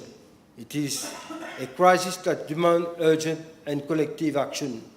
Mr. Deputy Speaker, sir, I firmly believe that the so-called marchands de la mort are perpetuating what can only be described as a genocide, a mass killing fueled by greed. If we fail to act decisively, we risk betraying the trust of those who elected us. There are limits to what parents can do on their own. This is where institutions, authorities, and the government must step in. Together, we must shoulder the responsibilities that parents cannot be alone. Without this collective effort, we fail as leaders. For this reason, I congratulate the Prime Minister for the setting up of a select committee which will propose new legislations and the National Agency for Drug Policy and Coordination, and the responsibility of former Minister Sam Lawton, who in this particular case is a judicious and appropriate choice. Mr. Deputy Speaker, sir, many still hold cherished memories of Jeux Intercollège, a time when stadium came alive with the energy, passion, and enthusiasm of students and teachers alike. These games were more than just a sporting competition. They serve as a platform for discovering young talent, fostering camaraderie, and instilling a deep sense of pride and belonging among our youth. I'm pleased to announce that plans are already in motion to revive les Jeux Intercollèges, bringing back this treasured tradition to inspire and empower the next generation. Mr. Deputy Speaker, sir, Mauritius currently ranked 179th out of 210 on FIFA World Ranking, a position that reflects the challenges of our football as faced in recent years. This is a far cry from the glorious days when Mauritian football was a regional powerhouse. Many will remember the pride we felt in 1974 when our national team competed in the Africa Cup of Nations in Egypt. I firmly believe that we can reclaim that pride and even go beyond our past achievement. The passion and determination to revive Mauritian football are palpable, and we are committed to taking the necessary steps to make this a reality. Mr. Deputy Speaker, sir, late François Mitterrand, outstanding President of the French Republic, once said, "Les jeunes sont des flambeaux. Ils ne s'allument pas tout seuls, mais ils peuvent éclairer le monde." This being said, it is our duty as government to actively explore new and innovative youth programs aimed to integrating meaningful extracurricular activities into the education system. These initiatives are designed to protect our young people from societal evils and equip them with essential life skills. One such initiative is the Duke of Edinburgh International Award Scheme.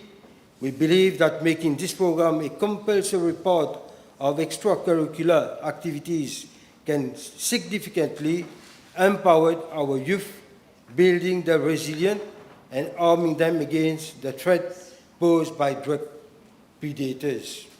This program fosters personal growth, teamwork, and leadership, which are invaluable in shaping a strong, responsibility citizen. I will soon engage with my colleague, the Minister of Education, and those tasked with the difficult and challenging responsibilities of fighting the drug problem, to explore ways and means of integrating the program in the extracurricular activities of its students. Furthermore, I'm pleased to announce 2 new projects for youth, for young Mauritians. They are the most outstanding Young Mauritian of the Year award, excluding sports. And second, the Young Mauritian Best Business or Social Project Awards. More detail will be communicated shortly on these 2 awards. Mr. Deputy Speaker, sir, in the field of sport, we are committed to transforming Mauritius into a true sport nation. The vision entails vigorating the sector which had previously been stagnant, characterized by a lack of strategic direction and efforts solely aimed at satisfying personal interests.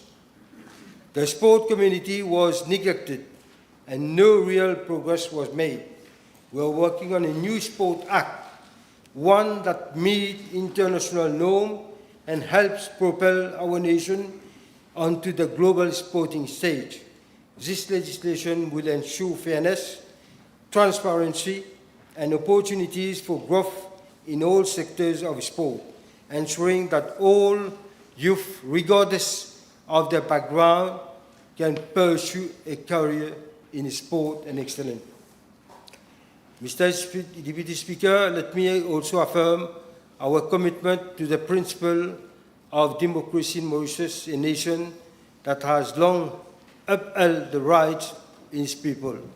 Allow me to quote the great Jawaharlal Nehru, who once said, and I quote, "Real leaders must be ready to sacrifice all for the freedom of their people," end quote. It is an immense honor and privilege to serve in a cabinet led by the 2 exceptional figures of Mauritian politics, the Prime Minister, Honourable Navin Ramgoolam, and the Deputy Prime Minister, Honourable Paul Béranger. Their leadership, vision, and commitment to the nation have shaped the course of our country's history. To be part of this team is not just a responsibility, but a profound source of pride. I'm equally proud to have stood alongside Paul Béranger for many years as his colistier. His trust in me has been a humbling and inspiring gift. For over 5 decades, Paul Béranger has been a central figure in Mauritian politics, always advocating for justice, democracy, and equality. A historian will recall that this patriot, this true Mauritian, has spared no effort to inspire a new social and political vision for our country, and contributing at the risk of his liberty, at the risk of his life itself, to make this dream come true. To now serve alongside him in cabinet is a dream come true, a culmination of years of shared struggle and dedication.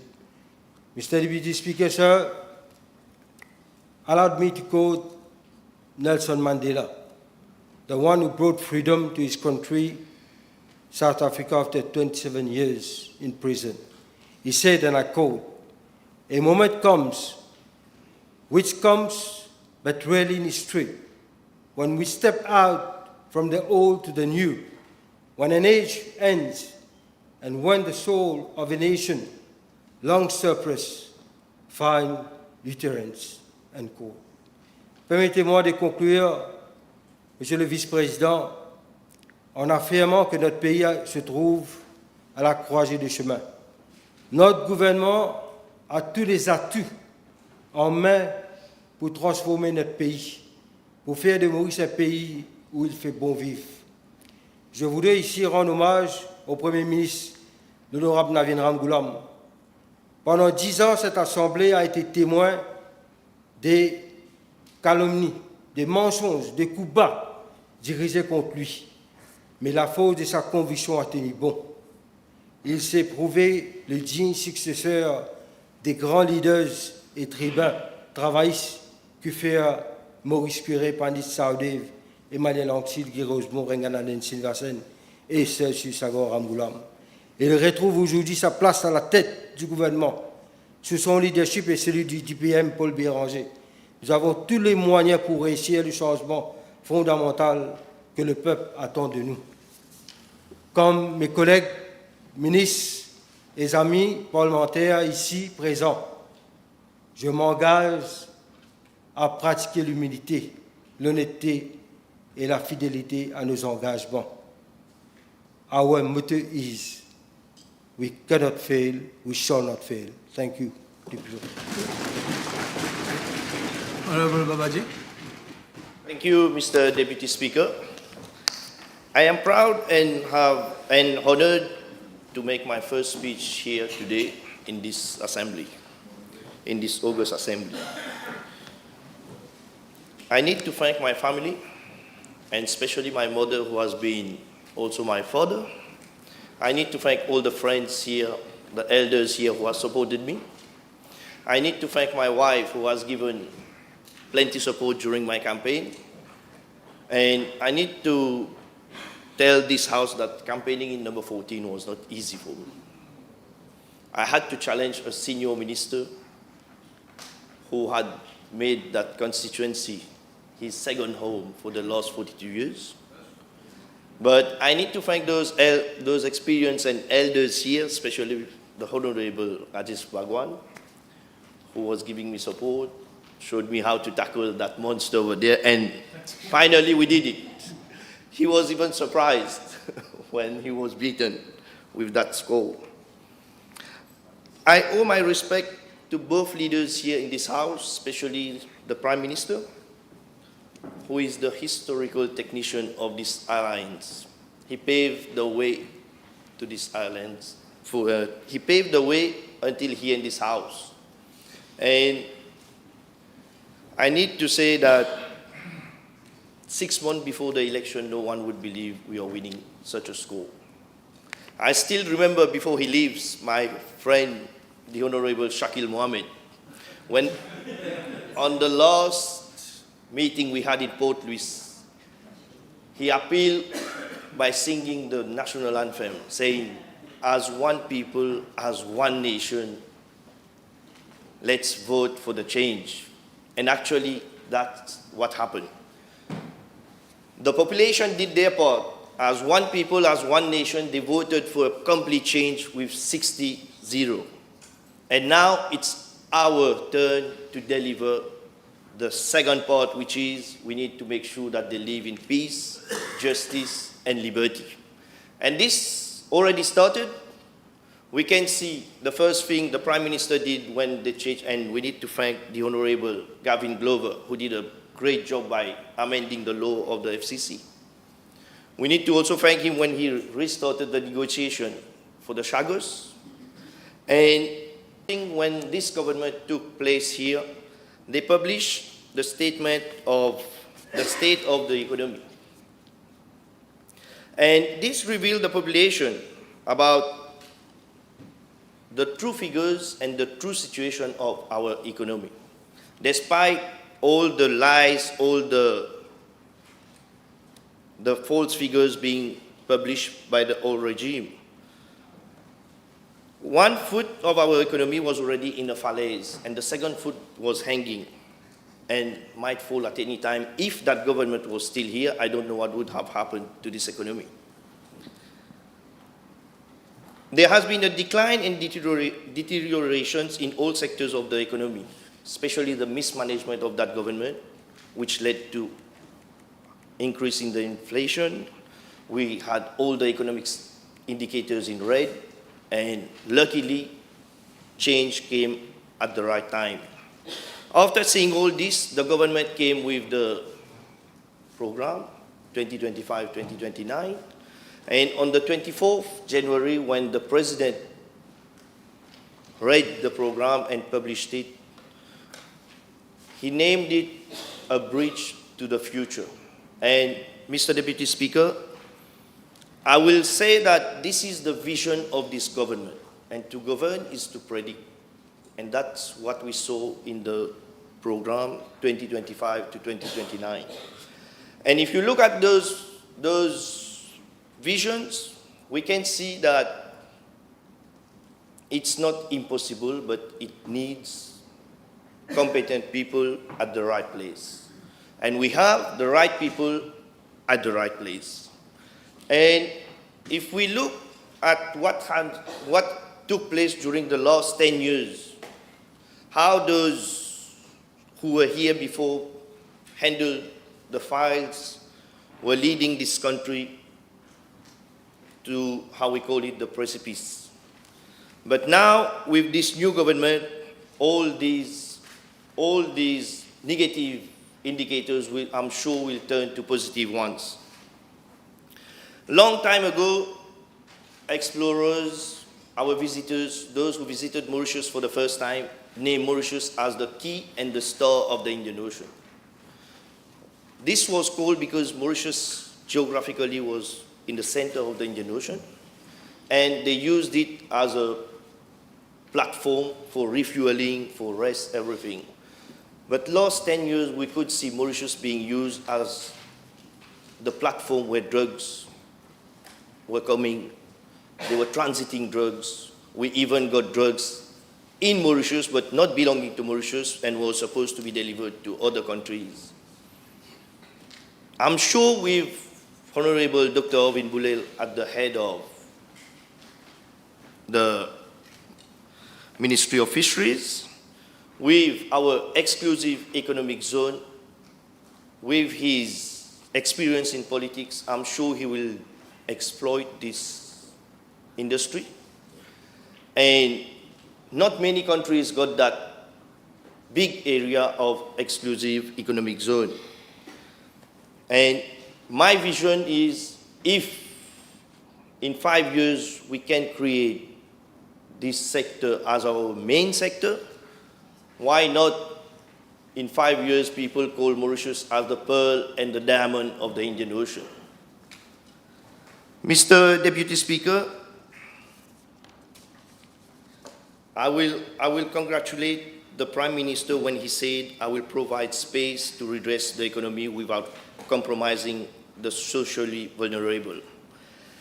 Everyone believes that our present concerns are to reduce our budget deficit, control inflation, and prevent further the depreciation of the rupee.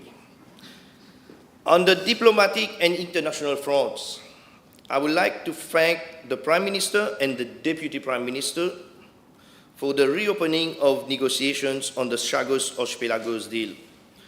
The previous government, Katimini, was in a hurry to conclude the political agreements before the general elections, but God's plans was different. And these negotiations stopped, and we are now doing it again. Another point is when we have reopened talks with the SADC, and we had to pay whatever we were owing to them. And internationally, we can see that Mauritius has pictured itself as a member of the SADC. Mr. Deputy Speaker, let me talk a bit about my constituency. Number 14, and I need to thank all my mandates for whatever job they have done for us. For today, me and my 2 colleagues are sitting here in this assembly. Since the last 40 years, there was one man ruling over there, but nothing has been done. Like we say, the constituency Rivière Noire Savane has been left in Marée Noire. If we look at the constituency, geographically, it's the only constituency having most of our hotels in Mauritius. And this is the only constituency bringing more money and bringing currency, foreign currencies.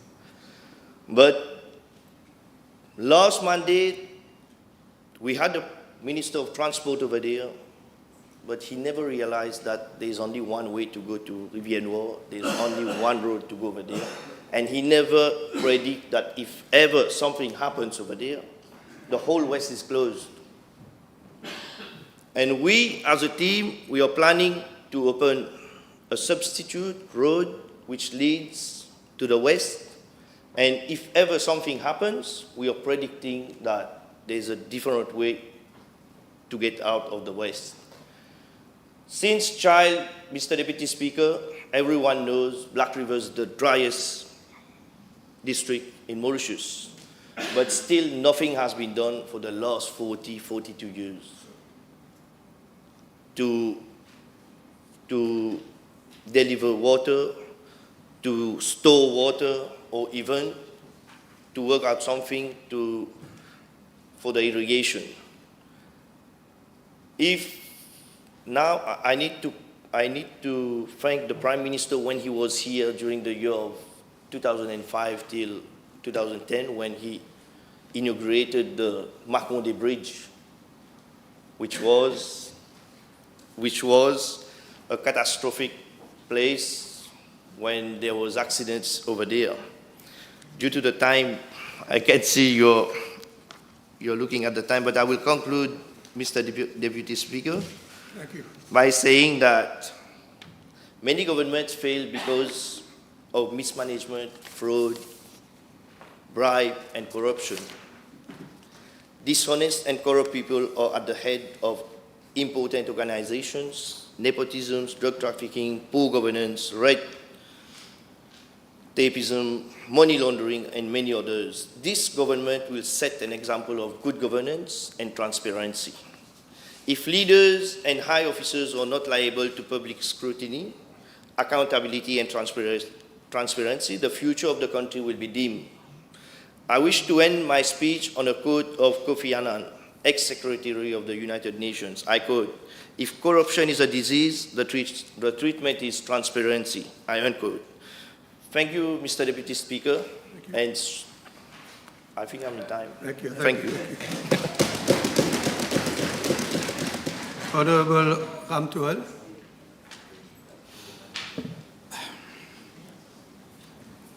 Mr.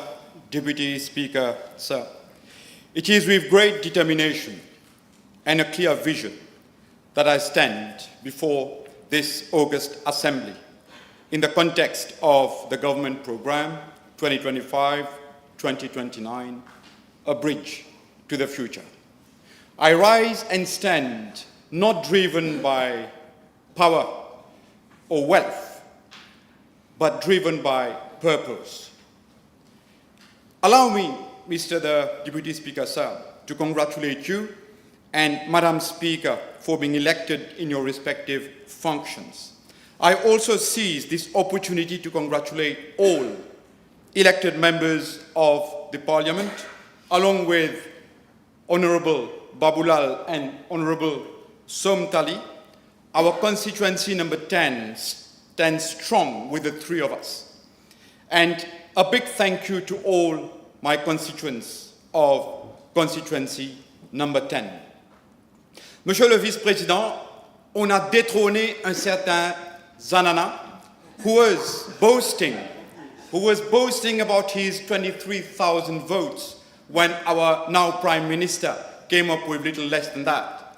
But it's good news that not just one, not just two, but all three candidates who stood against them in the 2024 elections made it to this Parliament.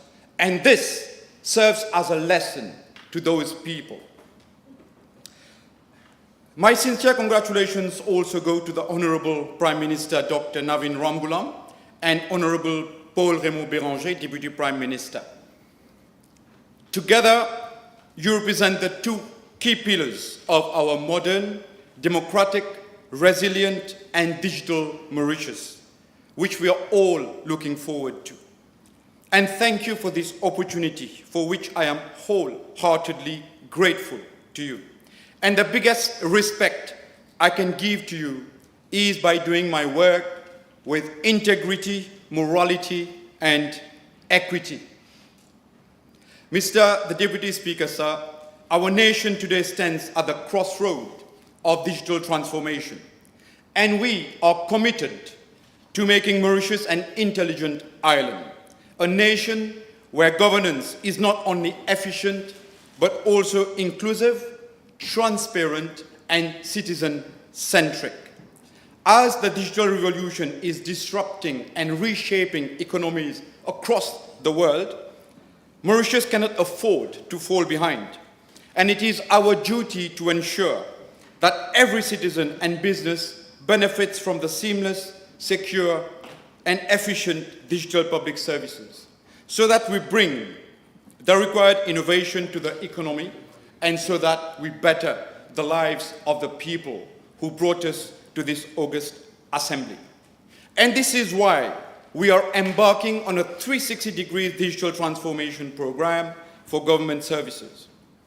A transformation that will be built upon citizen engagement, data-driven decision-making, responsible governance, and transparency. The bridge to the future, Mr. the Deputy Speaker, sir, will be digital. It is good to observe that there is an e-government readiness index, which is an international benchmark that compares the performance of digital governments worldwide. In 2020, Mauritius stood at 63rd globally, but in 2022, we lost 12 ranks.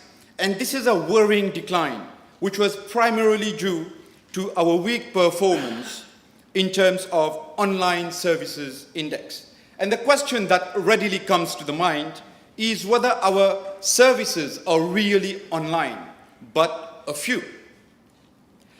And there is now a very strong need to solidify our foundational elements to establish a digital Mauritius, an intelligent island.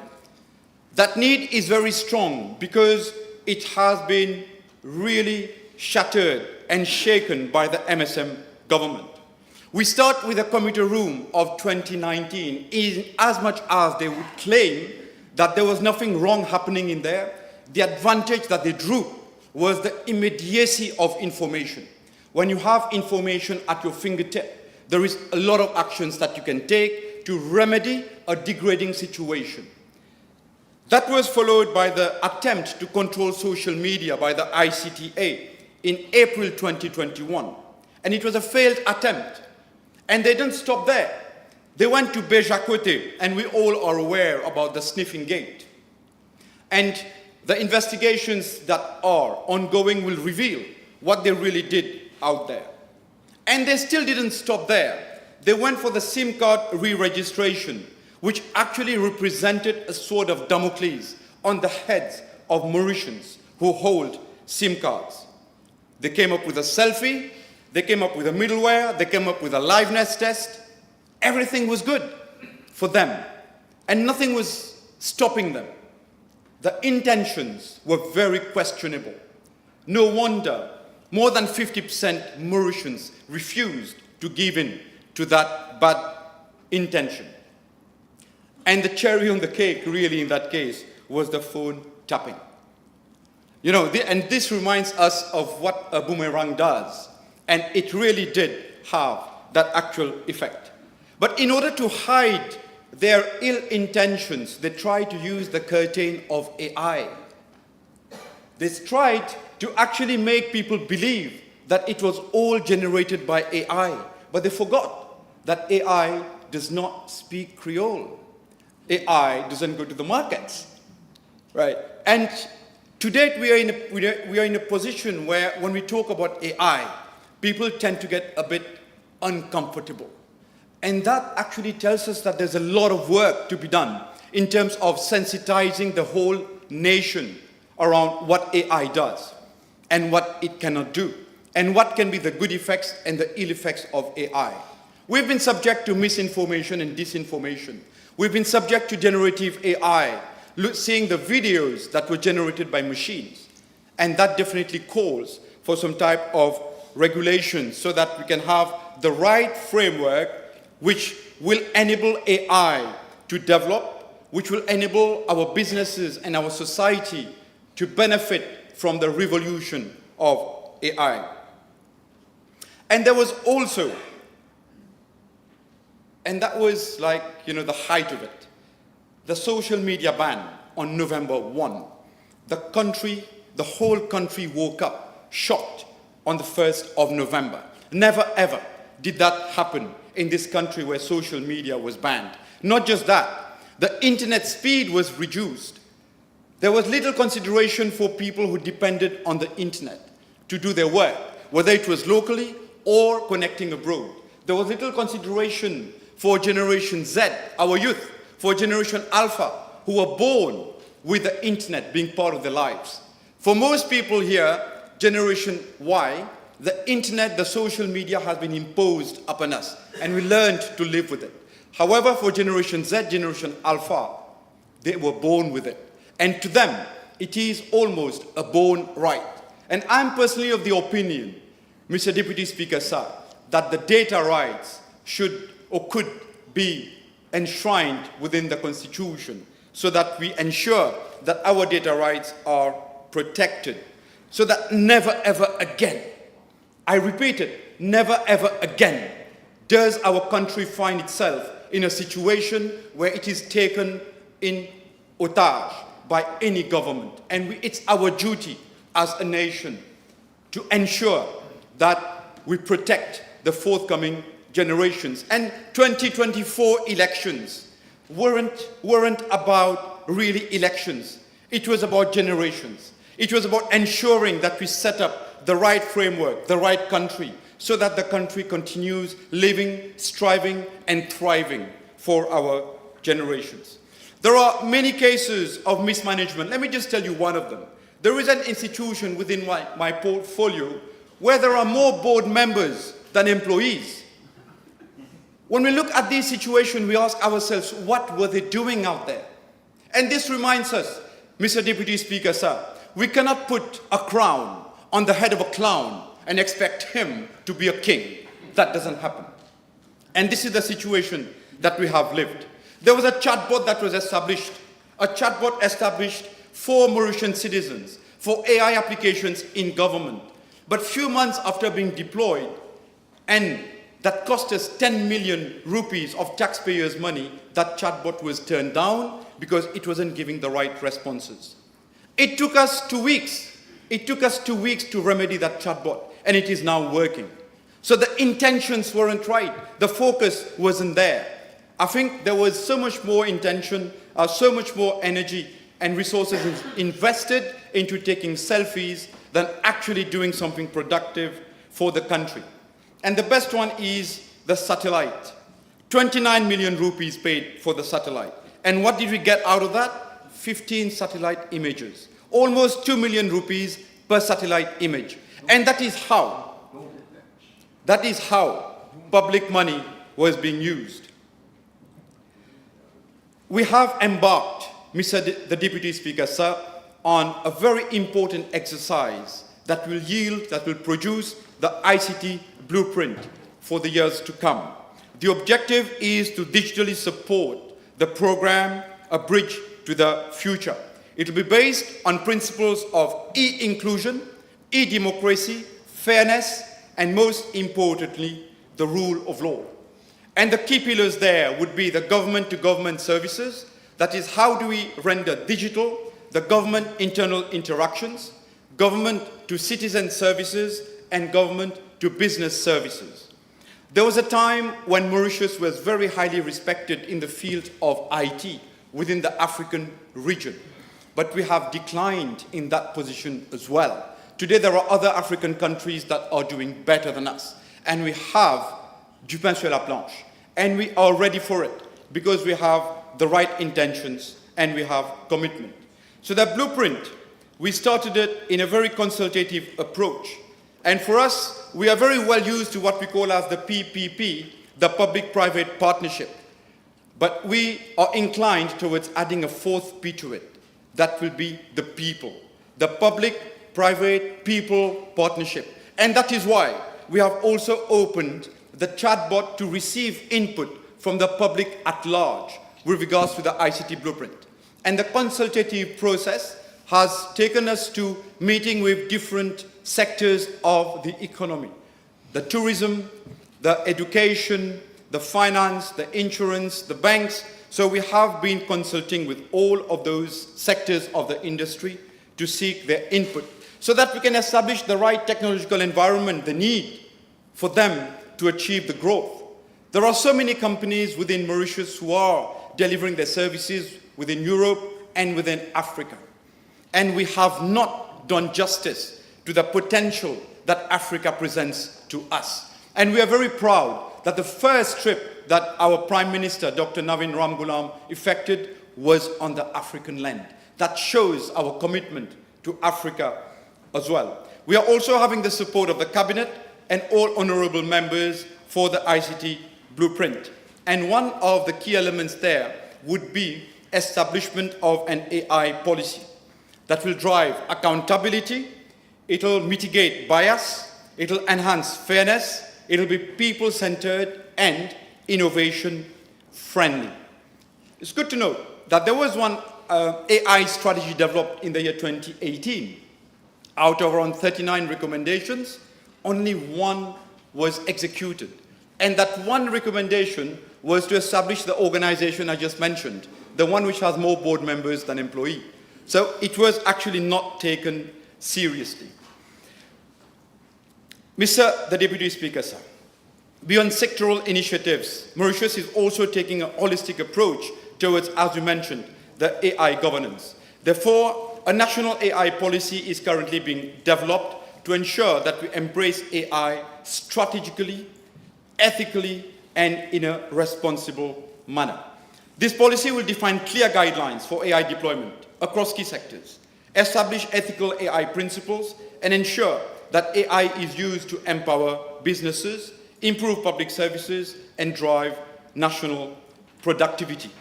We are looking forward to this AI policy, helping us position Mauritius as a leader for AI-driven innovation within the African region.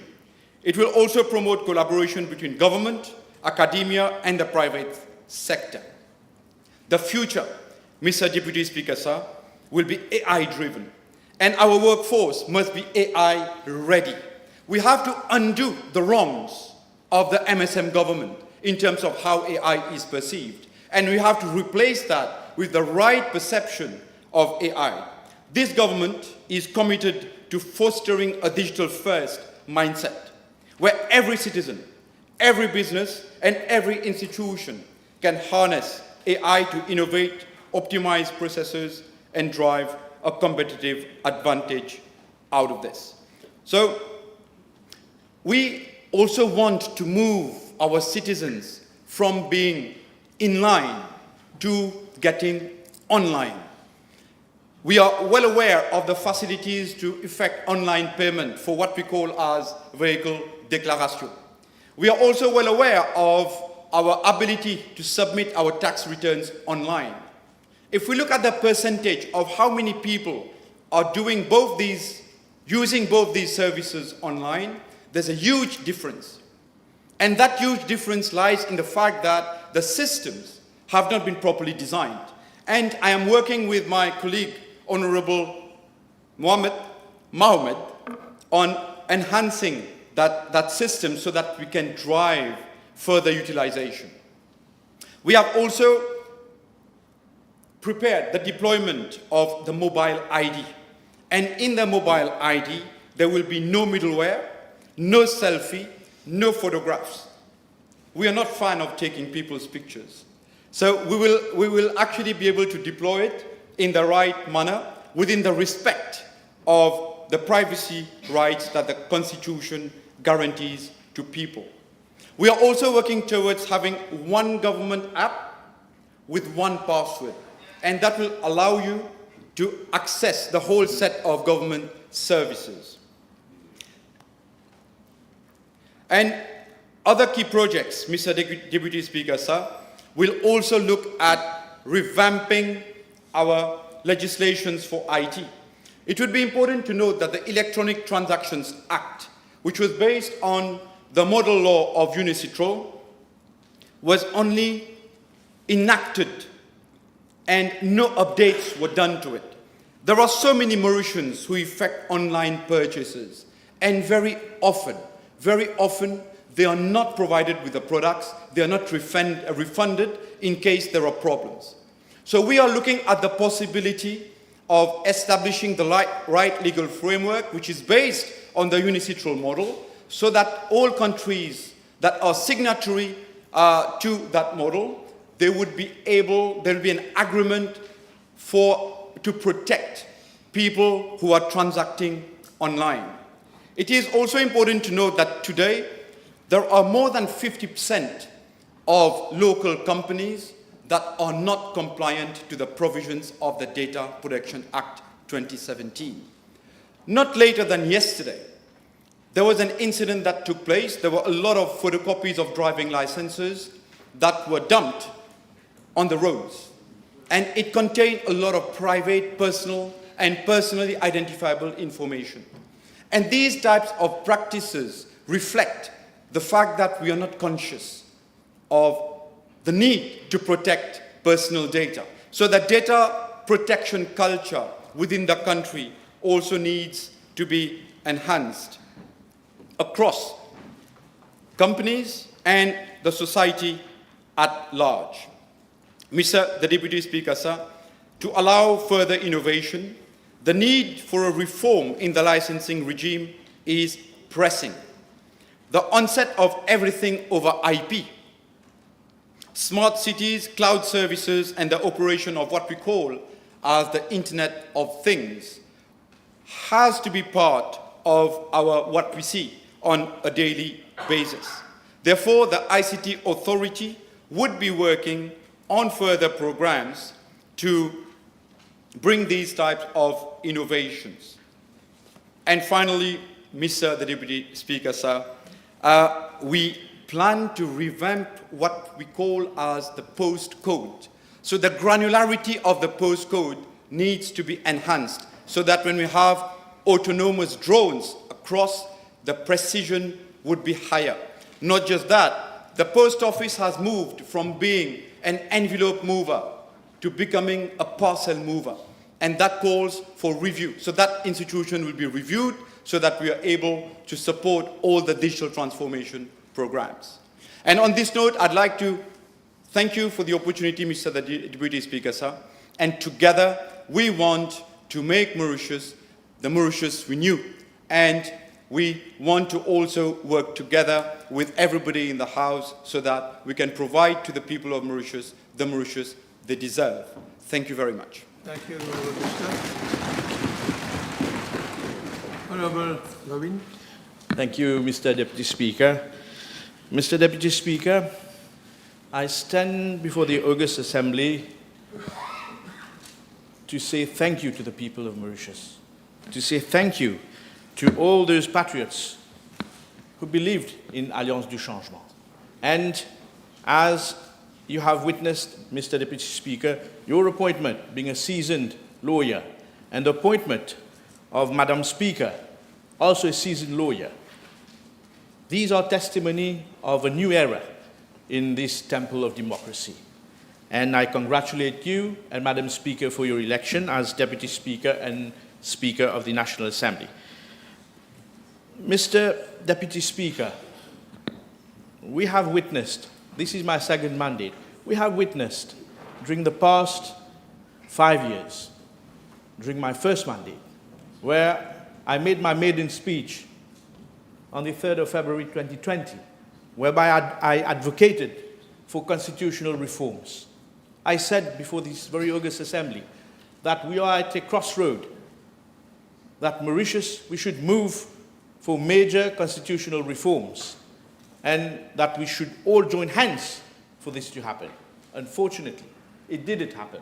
There was no commitment, no political will to move ahead with constitutional reforms. What we had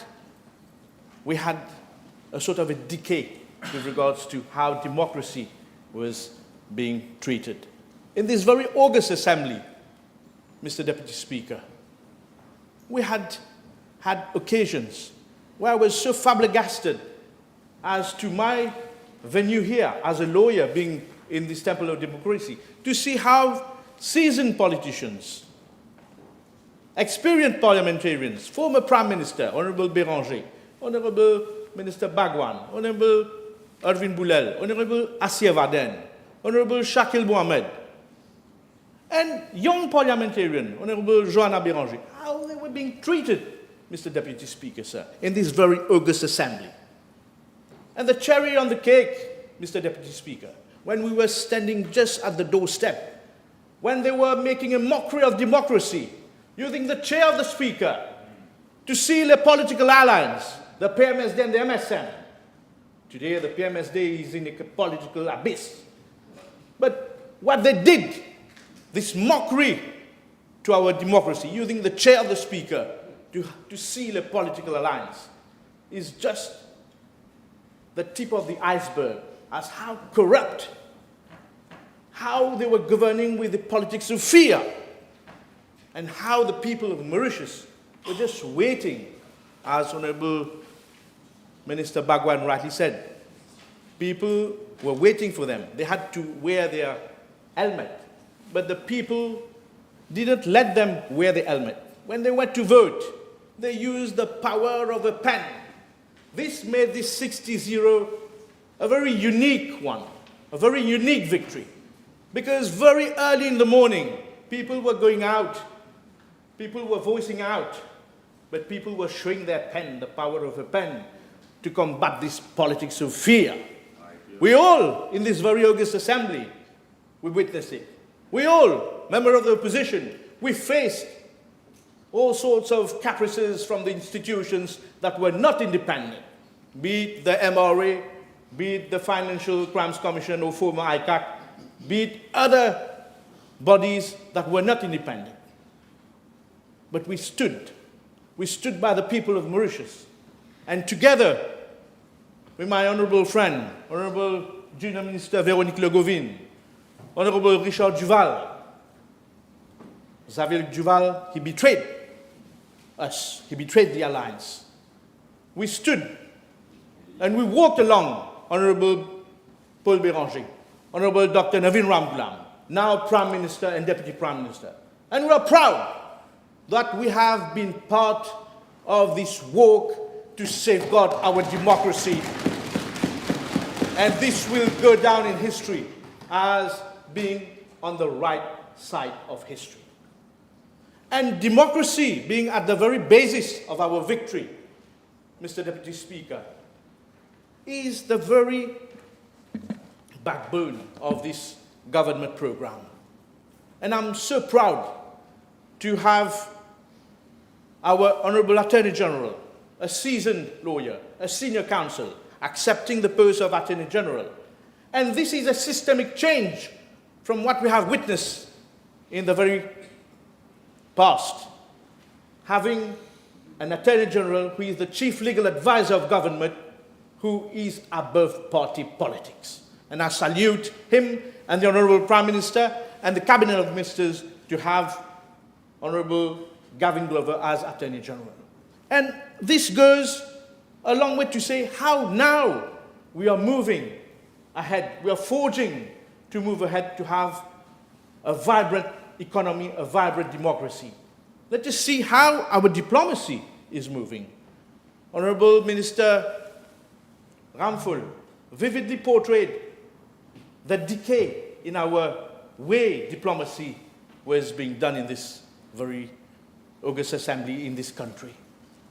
Now we've seen this systemic change. The Honourable Prime Minister renewed ties with vigour with our African brothers and sisters when he went in mid-February to attend the head of states of the African Union. This marks a line of demarcation with the way this government wants to do politics, wants to move this country ahead. And by doing so, Mr. Deputy Speaker, the way the Chagos negotiations are being conducted, the way, the statesmanship of the Honourable Prime Minister and of the Honourable Deputy Prime Minister, together with the team, the Honourable Foreign Minister, the Honourable Attorney General, and all the diplomats giving a helping hand. We've heard what President Trump have said. It is in the public domain now. This gives credit to our team, the way they have conducted and negotiated in the very best interest of our country. And sovereignty, again, is at the heart of our negotiation. And this will be a very vital success for our democracy and also for our ocean state. And let me remind this August Assembly and this country that it all started in 2010 when the Honourable Prime Minister, Dr. Navin Ramgoolam, together with the then Foreign Affairs Minister, Arvind Boulel, they lodged a case against the United Kingdom before the International Tribunal for the Law of the Sea. And on the 18th of March 2015, we got that judgment that gave us the impetus to move ahead with further legal actions. And today, we are having the results. And again, sovereignty of our country is primordial and at the heart of the people of Mauritius. And it is a matter of pride when I see in the government program that we are also moving ahead with what was kept in the drawers, the reform of the judiciary. Mr. Deputy Speaker, as a lawyer, you will know that Lord Mackay of Clashfern gave loads of recommendations for us to amend things and make access to justice a reality in this country.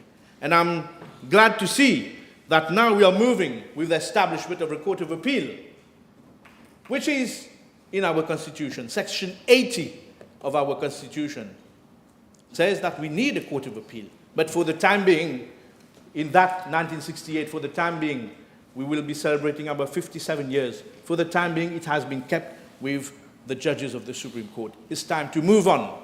We need major reforms. And this will form part also of reforms that are being brought within 6 months with the establishment of this Constitutional Review Commission. So I'm also very glad to see that we will have also a division of the Supreme Court that will deal with constitutional cases. Because in this very August Assembly, we've got at least 4 or 5 members who already have cases before the Supreme Court that are still pending. We've got Honourable Minister Boulel, Honourable Minister Assia Vaden, Honourable Minister Mohammed, but also the former Director of Public Prosecutions. Way back in 2015, he entered a case against the Office of the Attorney General. We are in 2025. The case is still pending before the Supreme Court. Because we need to ease the way things goes before our courts of law. And the report of Lord Mackay of Clashfern is of vital importance for us to move ahead. Mr. Deputy Speaker, for us to become a nation state, this also I advocated in my maiden speech in 2020. Is it time to conclude? 1 minute to conclude. Okay, 1 minute to conclude. So for us to become that ocean state, Mr. Deputy Speaker, we need to implement those major constitutional reforms. So before concluding, I would like to say a big thank you to the people of constituency number 15 for believing and having the confidence and trust in me. And together with Honourable Assia Vaden, Minister of Public Utilities, together with my learned colleague, Honourable Junior Minister Fauzi Aliman, we shall live up to that expectation. But, Mr. Speaker, Mr. Deputy Speaker, to let Mauritius be Mauritius again, we have got the absolute majority. We need all of us now to walk the talk. So I urge all of us, we need now to walk the talk to make Mauritius Mauritius again. Thank you, Mr. Deputy Speaker. Thank you, thank you. Honourable Junior Minister Béranger.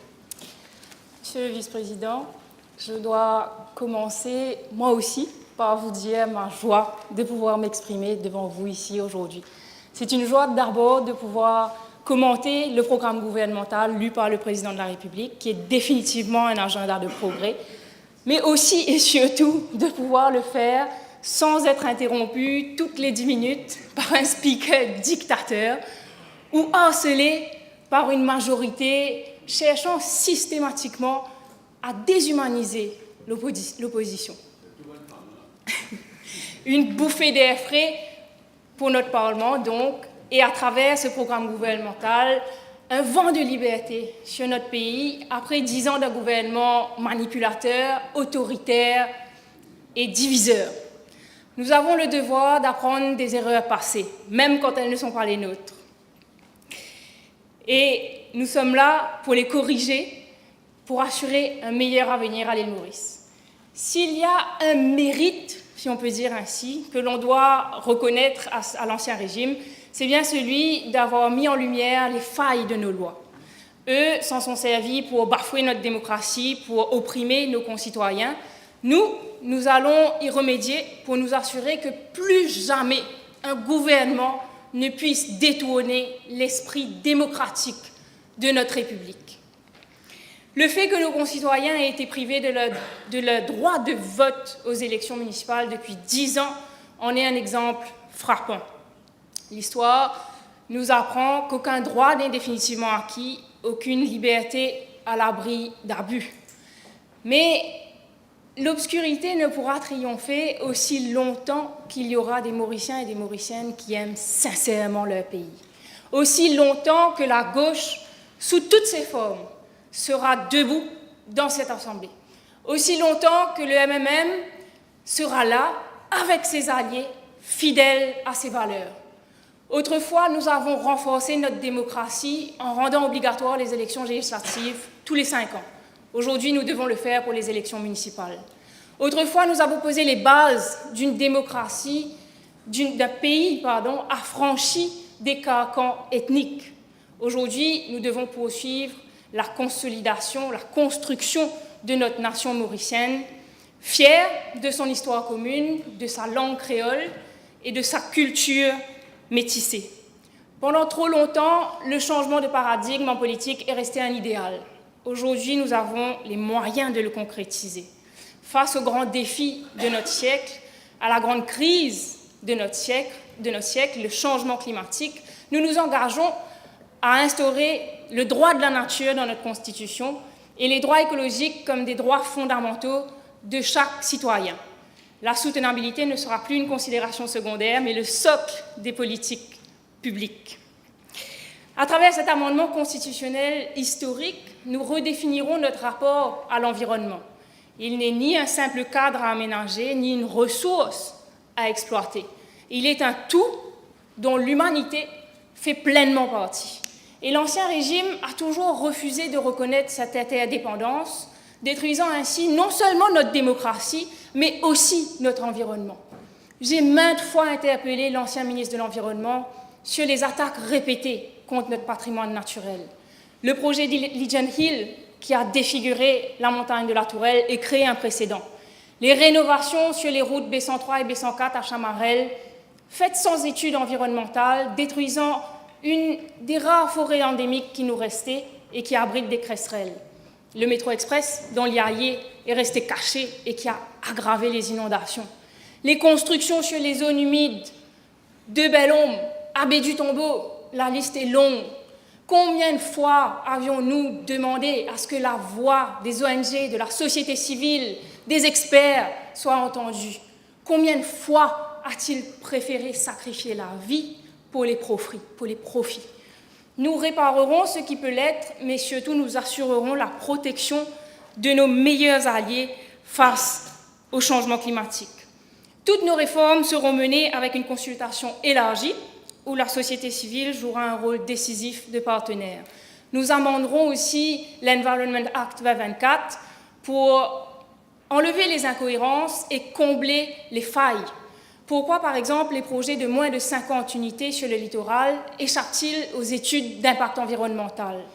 Un vide juridique dont Maradiva, qui a bénéficié de plus de 650 millions de la MASI, rappelons-le, et Sens, avec ses appartements et ses penthouses, 48 au total, donc juste un petit peu en dessous du seuil de 50, profitent pleinement.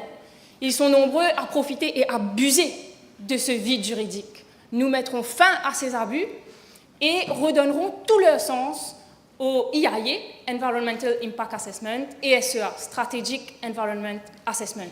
Et nous définirons clairement ce qui est de l'intérêt public pour que la notion d'intérêt public ne puisse plus servir d'excuse pour en réalité favoriser les intérêts privés. Nous promulguerons aussi l'Environmental Sensitive Area Act, trop longtemps attendu.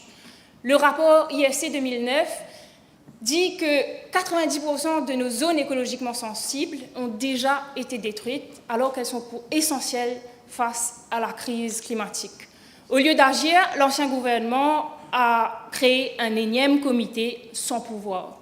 Nous leur accorderons une protection réelle à travers une loi cadre, comme promis, parce que le MMM est signataire du manifeste pour un ISA Bill, recommandé également par le Master Plan de l'environnement 2020-2030. Je tiens à préciser que ces réformes ne freineront pas le développement économique. Elles instaureront une gouvernance responsable pour garantir un progrès maîtrisé et durable. Pendant trop longtemps, le MSM a voulu faire croire que protection de l'environnement et développement sont opposés. Ce n'est pas le cas. Mais un projet qui inonde les maisons, un autre qui détruit une forêt endémique, alors qu'il ne nous reste que 1% de nos forêts endémiques, ce n'est pas ça le vrai développement. Nous mettrons au cœur de nos décisions l'humain et la nature, la vie avant profit. C'est aussi dans cette optique que nous mettrons en œuvre notre plan pour une économie circulaire, le tri, recyclage des déchets, valorisation des matériaux de construction, directive pour un plan d'urbanisme respectueux de l'environnement. La crise climatique n'est pas seulement une nécessité, la transition écologique, n'est pas seulement une nécessité, mais aussi moteur de croissance et créatrice d'emplois. C'est pourquoi nous soutiendrons pleinement le Skills Master Plan annoncé dans le programme gouvernemental pour préparer notre main-d'œuvre aux métiers émergents. Il est aussi impératif de retrouver notre rôle de leadership au sein des SIDS et de l'AOSIS pour mieux porter nos revendications face aux pays pollueurs. C'est par une voix unie que nous serons entendus et respectés. Monsieur le Vice-président, nous avons aujourd'hui une opportunité inédite de transformer notre pays. Notre victoire écrasante nous oblige à donner le meilleur de nous-mêmes pour assurer l'avenir de l'île Maurice. Grâce à une alliance équilibrée entre expérience et dynamisme, ce gouvernement a tous les moyens pour mener à bien ce changement déjà amorcé. Il nous appartient de continuer sur cette lancée, de retrouver ce pays que nous avons tous aimé et de l'améliorer. Et l'améliorer passe inévitablement, et je vais terminer dessus, par la reconnaissance de notre langue créole. Notre Constitution proclame en son article 1 que l'île Maurice est un État souverain et démocratique et garantit à l'article 12 la liberté d'expression, toute restriction devant être justifiée dans une société démocratique. Le créole mauricien, langue maternelle et patrimoine commun de la nation, ne fait pourtant pas partie des débats parlementaires. Et pourtant, son utilisation est un instrument essentiel dans l'exercice de cette souveraineté démocratique, permettant une participation véritablement inclusive. Il ne fait pas partie des débats parlementaires au motif que l'article 47 établit l'anglais comme langue officielle à l'Assemblée, tout en autorisant le français. Ce texte n'interdit pourtant pas explicitement l'utilisation du créole mauricien, bien que son interprétation soit couramment celle-là, au prix d'une contradiction avec les articles 1 et l'article 12. Mais j'ai envie de vous dire que son utilisation est essentielle au Parlement pour pouvoir vraiment avoir une démocratie et permettre que tout le monde comprenne les débats parlementaires. Quand on permet quand une lecture est possible, on privilégie celle qui concilie plutôt que celle qui exclut. Et en démocratie, ce qui n'est pas interdit est admis. À cause de ça, paraît qu'il qui empêche que le créole mauricien trouve sa place dans le débat parlementaire pour qu'il nous capable, en cohérence avec nos constitutions et avec nos principes démocratiques. Il arrive l'air pour qu'il Mauriciens capables que autres langages dans autres parlements. Je remercie les autres pour l'attention. Merci, merci. Honourable Mr. Uchit.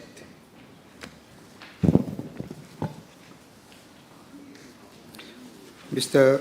Deputy Speaker, sir, thank you for giving me the opportunity to address before this August Assembly on my maiden speech as Minister of Local Government. I stand here with a deep sense of responsibility and gratitude.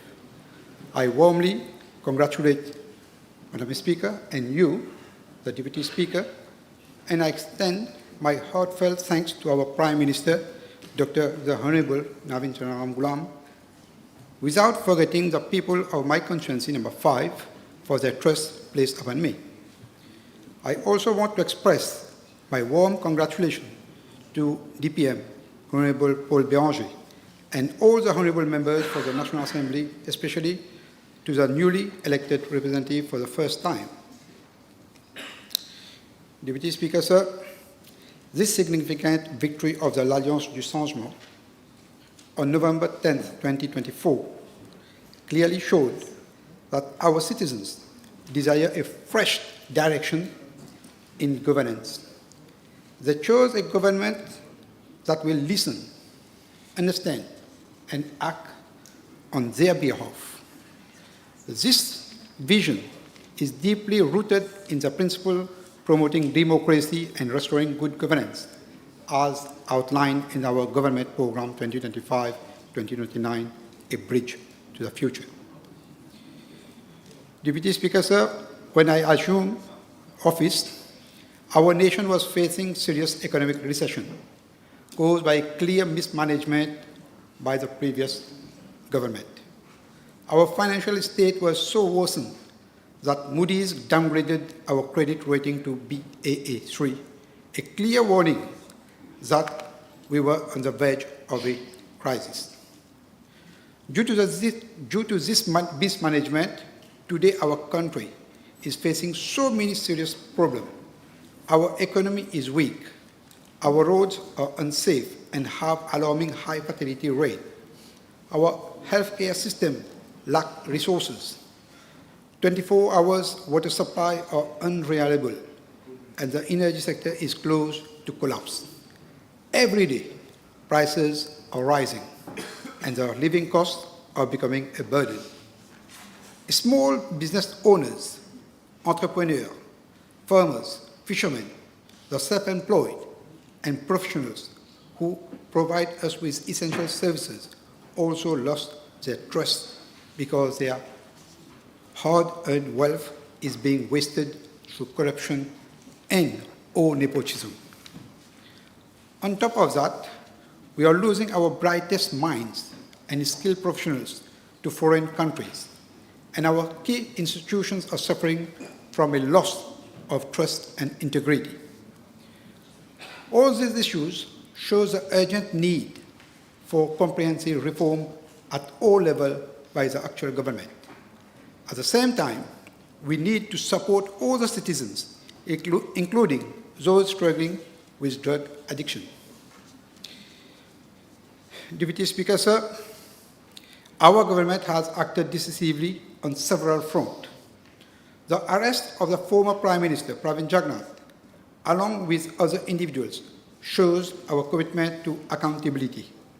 We have also amended the law to restore full authority to the Independent Director of Public Prosecution, that is a DPP. This change ensures that investigations whether involving politicians or ordinary citizens, are conducted impartially and without interference. Justice must be independent, and we stand firmly by that principle. Moreover, the sensitive Chagos issue further complicated our diplomatic efforts. The previous government was pressured into finalizing an agreement with the British government before the US presidential election. But our Prime Minister made it clear that this deal was not in Mauritius' national interest. We have since made important changes to protect our sovereignty and adjust the lease duration accordingly. Additionally, I must stress that our Prime Minister has assured the public that all illegal phone tapping operations have now ceased, a clear departure from the practice of the previous government. Such practices not only violated fundamental rights, but also adopted a culture of fear and distrust. Deputy Speaker, sir, now I will address on my ministry. My ministry oversees 12 local authorities, which include 5 municipal councils covering 30 wards and 7 district councils managing 130 villages. These bodies are vital for bringing government closer to the people, empowering communities, and ensuring access to high-quality public services, modern infrastructure, and a better standard of living for everyone. One of our top priorities is the modernizing of our electoral and governance system. For context, the last municipal city and town council elections were held in June 2015, with their term scheduled to end in June 2021. Since then, the previous government has postponed the election 3 times. Initially, due to the COVID-19 pandemic, the elections were delayed for 1 year starting 15 June 2021, and then again for another year from 14 June 2022. Deputy Speaker, sir, despite these postponements, the elections were postponed once more to June 2025. Instead of allowing the councils to complete their natural term, the previous administration amended the Local Government Act to extend their mandate by an additional 2 years without proper justification or public consultation. Moreover, although 1.5 years had passed since the latest postponement, no official report on these reforms had been presented to the National Assembly when they were in power.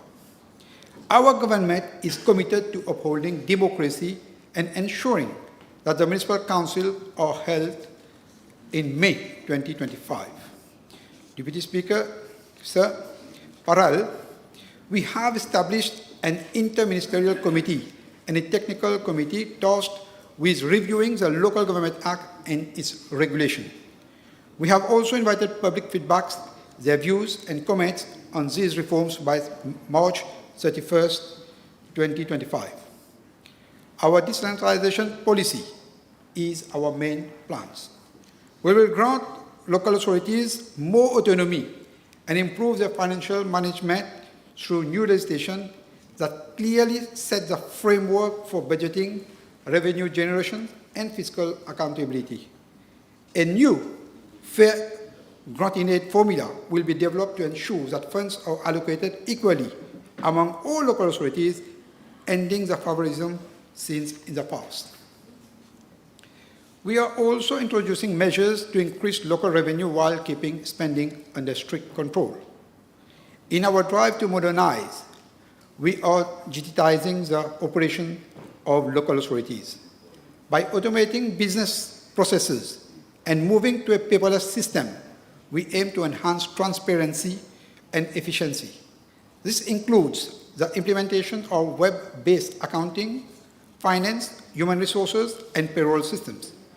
Furthermore, we will review the approach behind our urban terminal projects so that future terminals are modern, eco-friendly, safe, and economically sustainable.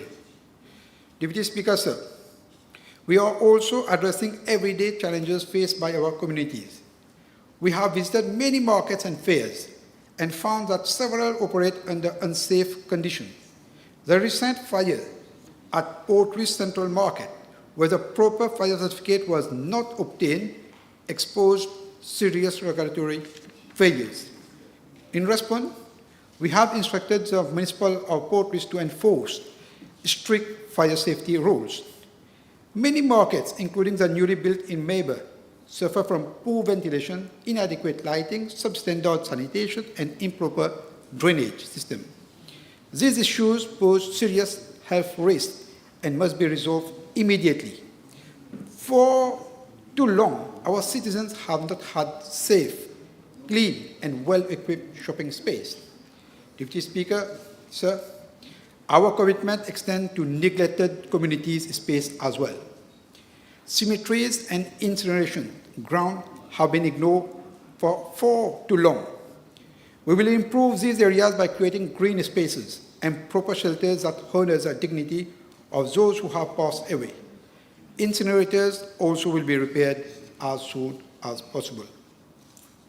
In line with paragraph 71 of our government program for modernizing physical infrastructure, local authorities will launch several major capital projects.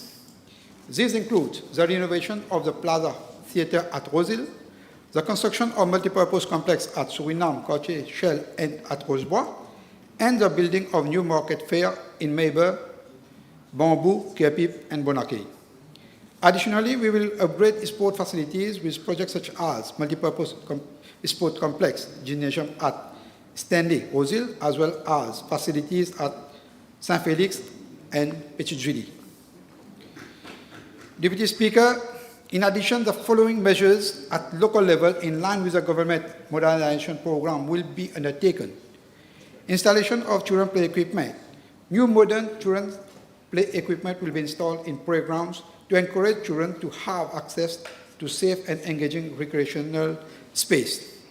Cremation grounds. Most of our cremation grounds will be equipped with incinerators to provide more space for burials.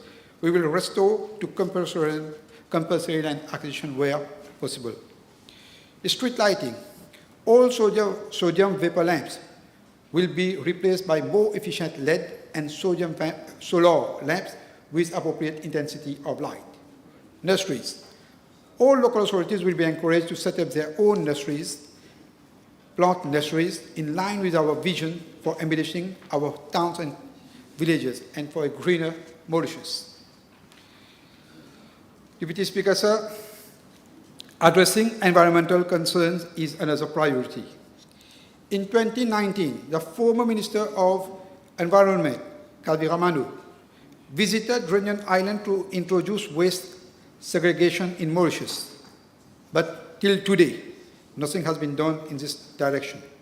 Now, together with the Solid Waste Management Division of the Ministry of Environment, Solid Waste Management and Climate Change, we will mandate that all local authorities to implement household-level waste segregation.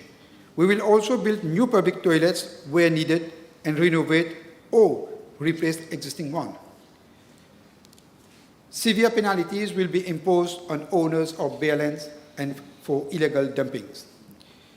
Mr. Deputy Speaker, sir, improving our fire and rescue services also is a crucial one.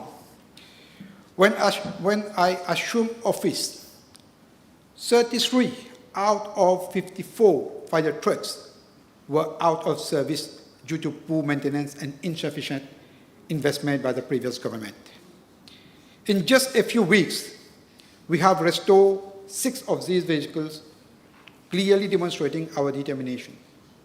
We have established a National Fire and Rescue Training Academy and launched the Train the Trainer Fire Safety and Emergency Response Preparedness Program on 18th of February 2025, in partnership with the Mauritius Fire and Rescue Service and Polytechnic Mauritius Limited. We will strengthen the capacity building and training of fire services, firefighters, aligning our fire safety protocols with best international practices. We plan to invest in state-of-the-art firefighting equipment, including drones for enhanced monitoring, and update the fire station in both urban and rural areas. New stations will be constructed at strategic locations such as Montagne Blanche and Jinfei to achieve a target of 5 minutes emergency response time. We will also enhance public awareness campaign on fire prevention, disaster preparedness, and community safety, ensuring that citizens are better equipped to prevent and respond to emergencies. During my visit to local council, I found that many vehicles and equipment remain idle and unused because of the previous government neglect. To solve this problem, we are actively searching for a central plot of land to establish a one-stop garage where all broken trucks and machinery can be repaired quickly by specialized engineers. This measure will ensure that the vital services like scavenging, street lighting, and road maintenance are not disrupted in their council. To strengthen our economy, the government will implement policies that will boost up local production, improve productivity, and support industries that add value to our resources. We will support sectors like agro-processing, green energy, and digital innovation by offering financial incentive and simplifying administrative process to attract both local and foreign investment. Local authorities will be given more power to form public-private partnerships that improve infrastructure, support local businesses, and create jobs. Deputy Speaker, sir, our government has made it clear that we are breaking away from the old ways. Where the previous administration delayed decision, we are acting decisively. Where they neglected the needs of our people, we are rebuilding and modernizing. Our commitment to transparency, efficiency, and fairness guides every decision we make. Deputy Speaker, sir, together we will build a stronger, more democratic and modern Mauritius, a country where progress and accountability thrive, and where every citizen benefits from good governance. Let Mauritius be Mauritius again. Thank you all for your attention. Honourable Members, Madam Speaker will take the chair.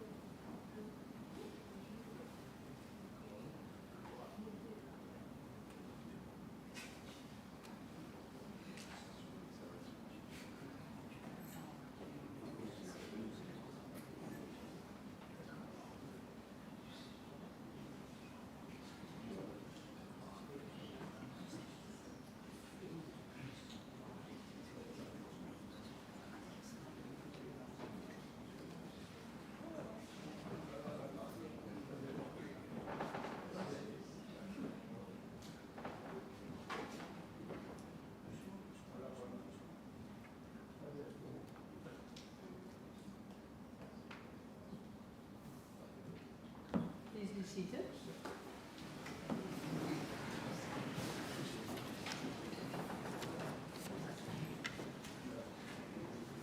Honourable Minister of Labour.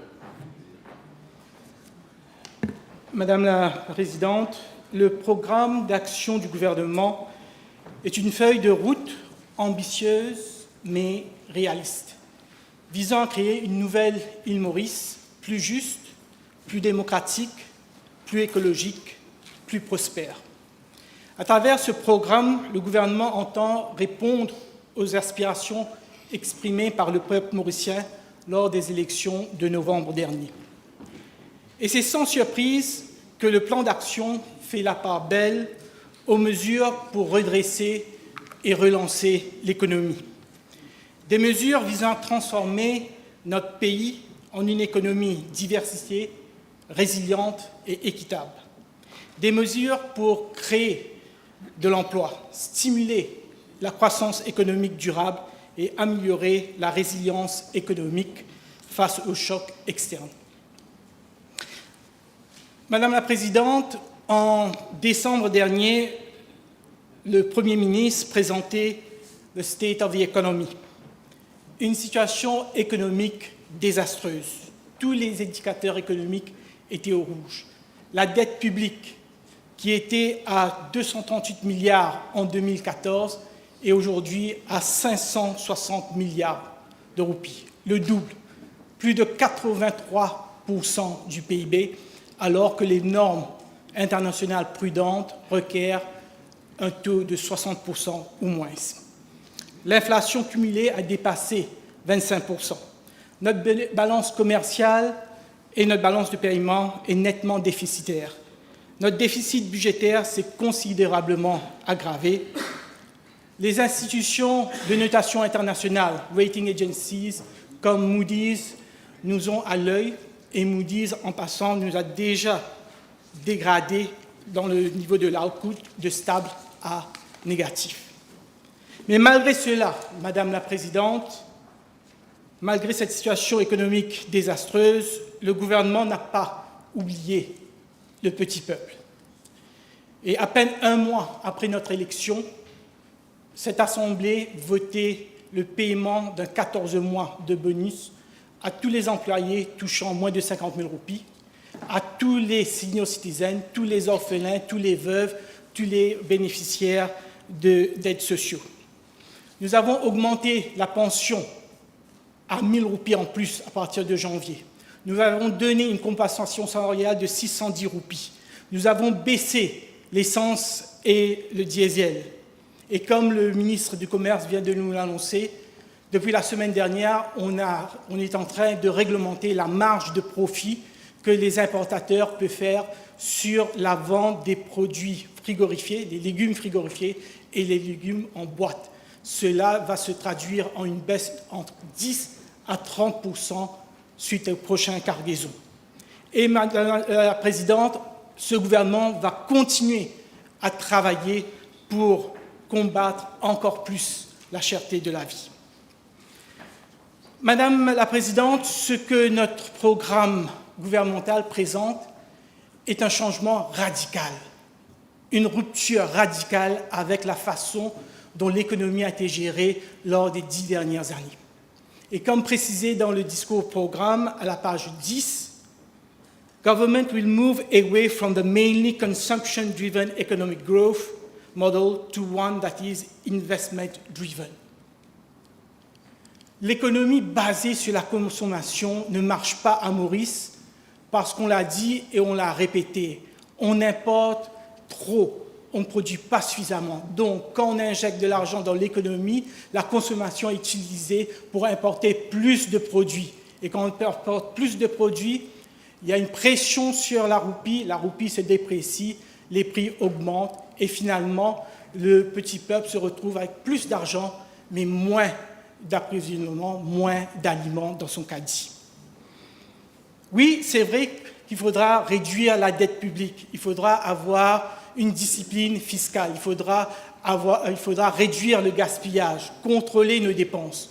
Mais cela ne sera pas suffisant, Madame la Présidente. Il nous faut aussi relancer l'économie à travers l'investissement. Investissement qui, malheureusement, ces 10 dernières années, se sont principalement concentrés sur les projets immobiliers. On n'a pas eu vraiment de nouvelles usines, on n'a pas eu vraiment de nouveaux secteurs de production, de nouveaux investissements dans des projets productifs.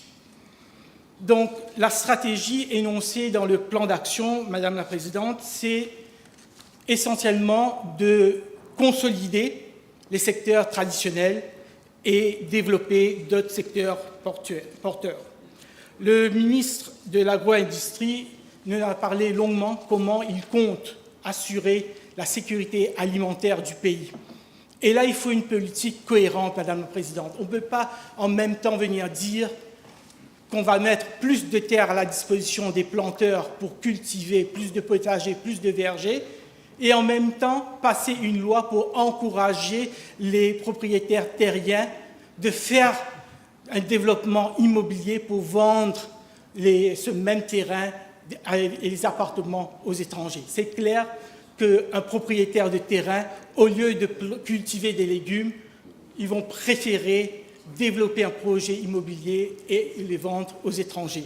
Donc il vous faut une cohérence. Le ministre de l'Agro-Industrie a aussi parlé de l'économie bleue. Économique, on en parle, mais maintenant il faut passer à l'action. Il faut une fois pour toutes rentabiliser nos ressources maritimes. On parle beaucoup de l'économie verte. On a écouté le discours de l'honorable ministre de l'Énergie, comment on est déjà sur la corde raide concernant l'énergie par l'inaction de ce gouvernement. Les 10 dernières années, ils n'ont pas fait ne serait-ce qu'un centre, un centre thermique, un centre électrique, et aujourd'hui, on se retrouve dans un impasse et il faut investir au plus vite possible pour pouvoir relancer l'énergie. Parce qu'on a besoin de l'énergie pour aussi développer tous les autres secteurs, les secteurs de l'industrie manufacturière, comme expliqué par l'honorable ministre Amir Mia, qui veut relancer les PME aussi et relancer les produits à valeur ajoutée. Le secteur financier, le belle intervention de la ministre du secteur financier, qu'il faut relancer aussi tout l'espoir d'un secteur, parce que beaucoup des jeunes aujourd'hui sont employés par le secteur financier. On a écouté l'honorable ministre de Télécommunications, qui lui aussi veut développer, transformer Maurice en île intelligente. Et cela demande de l'investissement. Le secteur touristique, qui lui aussi veut relancer le tourisme, un tourisme de qualité, un tourisme écologique. En fin de compte, Madame la Présidente, ce que nous proposons dans ce plan d'action, c'est une diversification de nos marchés, une diversification de nos produits. Et contrairement aux années précédentes, on aura une stratégie africaine. Et là, j'aimerais aussi me rejoindre au précédent orateur qui a remercié le Premier ministre d'avoir choisi, comme son premier déplacement officiel, d'assister au sommet de l'Union africaine. L'Union africaine qui, rappelons-le, nous a soutenus tout au long de notre combat pour retrouver notre souveraineté dans les Chagos, tout le Chagos, y compris Diego Garcia. S'il n'y avait pas l'appui des pays de l'Union africaine, on n'aura jamais pu avoir le vote des Nations unies, on n'aurait jamais pu retrouver notre souveraineté sur l'archipel des Chagos. Donc, Maurice, en tant que membre à part entière de l'Union africaine, peut jouer ce rôle de passerelle entre les pays développés, les investisseurs et l'Afrique. L'Afrique, continent plein d'opportunités, continent plein de promesses. Et je suis content que l'honorable Premier ministre a profité de son séjour à Addis Abeba pour avoir des pourparlers avec les représentants de Ethiopian Airlines. Parce qu'il est primordial, Madame la Présidente, d'améliorer notre connectivité vers l'Afrique. Aujourd'hui, pour aller en Afrique, on perd un jour. On doit transiter soit par l'Afrique du Sud, soit à travers Dubaï, ou même aller en Europe pour redescendre vers l'Afrique. Donc on perd un jour en allant, un jour en retour. Ce n'est pas possible. Il faut avoir un accord avec des compagnies aériennes qui desservent l'Afrique. Mais pas que l'Afrique, Madame la Présidente. Les autres pays aussi, les autres leaders dans le monde. Je parle là des compagnies telles que Qatar Airways, telles que Singapore Airways, telles que Cathay Pacific, qui ont déjà une réputation internationale et qui peut nous donner plus de venues de tourisme. Parce qu'il faut bien malheureusement le constater, Air Mauritius est à genoux. Ce qui était jadis notre fierté, aujourd'hui est à genoux. Le gouvernement précédent a vendu des avions pour du pain du beurre. Et au lieu de ça, maintenant, on doit aller louer des avions qui passent plus leur temps à être réparés qu'à s'envoler. Aujourd'hui, le branding de Air Mauritius a pris un coup fatal et il est nécessaire maintenant qu'on retrouve on redonne les lettres de noblesse à Air Mauritius. Et pourtant, Madame la Présidente, je dois vous rappeler que la MIC, Mauritius Investment Corporation, a injecté 25 milliards de roupies, 25 milliards de notre argent, l'argent de la Banque de Maurice, a été utilisé pour les besoins de Airport Holdings Limited, qui détient tout l'actionnariat de Air Mauritius. Madame la Présidente, il n'y a pas que la connectivité aérienne. Il nous faut aussi développer notre secteur portuaire. L'honorable Lobine et moi-même, nous avons eu l'occasion à maintes reprises lors de ces 5 dernières années d'interpeller le gouvernement précédent et le Premier ministre précédent sur l'urgence d'investir et de développer notre zone portuaire. C'est inacceptable qu'aujourd'hui, sur 8 portiques, seulement 4 ou 5 sont en opération. Tous les équipements sont vieux, doivent être remplacés. En plus de ça, la coopération est minée par des disputes entre syndicalistes et management. Et pendant ce temps, les bateaux se plaignent et évitent de transiter par Maurice. En fin d'année, on a vu comment ils ont boudé le port de Maurice pour préférer d'aller débarquer leurs marchandises sur le Sri Lanka. Donc aujourd'hui, on a un défi à relever concernant le développement portuaire. C'est dans notre ambition, Madame la Présidente, de faire Maurice une plaque tournante pour tous les trafics maritimes de l'Asie vers l'Afrique, et cela passera nécessairement par des conventions avec des pays comme la Chine, comme l'Inde, et des pays africains et des ports africains. Madame la Présidente, tous les jours, en tant que ministre du Travail, je rencontre des investisseurs. Des investisseurs qui croient dans Maurice, des investisseurs qui croient dans ce nouveau gouvernement, des investisseurs qui veulent travailler avec ce gouvernement pour investir et développer Maurice. Mais on a une contrainte majeure en ce qui concerne les travailleurs mauriciens. Il y a beaucoup d'investisseurs qui se plaignent qu'ils n'arrivent pas à trouver des emplois, ils n'arrivent pas à recruter localement.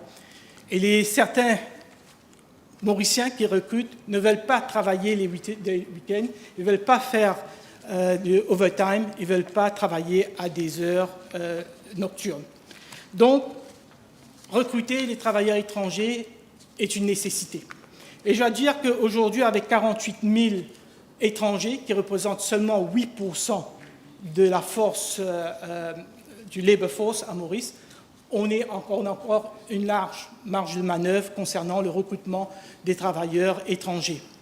Malheureusement, dans le passé récent, les travailleurs étrangers ont été malmenés, maltraités, et cela nous a donné une mauvaise publicité, à tel point qu'aux États-Unis, on a été placé sur la liste noire de Traffic in Person, et la liste noire par le Department of Trade comme étant un pays où il y a forced labor. Donc au niveau de mon ministère, on s'attelle à régler le problème de migration illégale, et je dois vous dire que depuis le début de cette année, selon les chiffres qui nous ont été remis par le Passport of Immigration Office, déjà plus de 3 000 sur les 6 000 travailleurs étrangers ont déjà quitté le pays. Donc, il y a une amélioration. On n'est pas encore là où on veut être, mais il y a déjà une amélioration dans le combat contre les travailleurs étrangers illégaux dans le pays. Madame la Présidente, on a un problème de chômage parmi les jeunes de 18 à 24 ans, de 16 à 24 ans. Le taux de chômage dans ce tranche d'âge est à 17%, alors que le taux de chômage général est de 6%. À la base, on retrouve une nouvelle génération qui a d'autres inspirations. C'est une génération qui veut un équilibre entre le travail et le loisir. Une génération qui sont attirés par les secteurs portuaires, mais veulent aussi avoir le temps libre pour s'adonner à leurs activités. Et nous, il nous faut répondre à cet appel de ces jeunes, parce que si on ne le fait pas, ces jeunes vont nous quitter. On a déjà un gros souci de brain drain à Maurice. Donc à la base, on a un problème de mismatch. On a beaucoup d'étudiants, beaucoup de jeunes qui sortent de l'université avec des qualifications ou sortent de l'école avec des qualifications et il n'y a pas des emplois pour ce type de qualification. Par contre, on a beaucoup d'emplois, mais il n'y a pas de jeunes qui sont intéressés pour prendre ces emplois.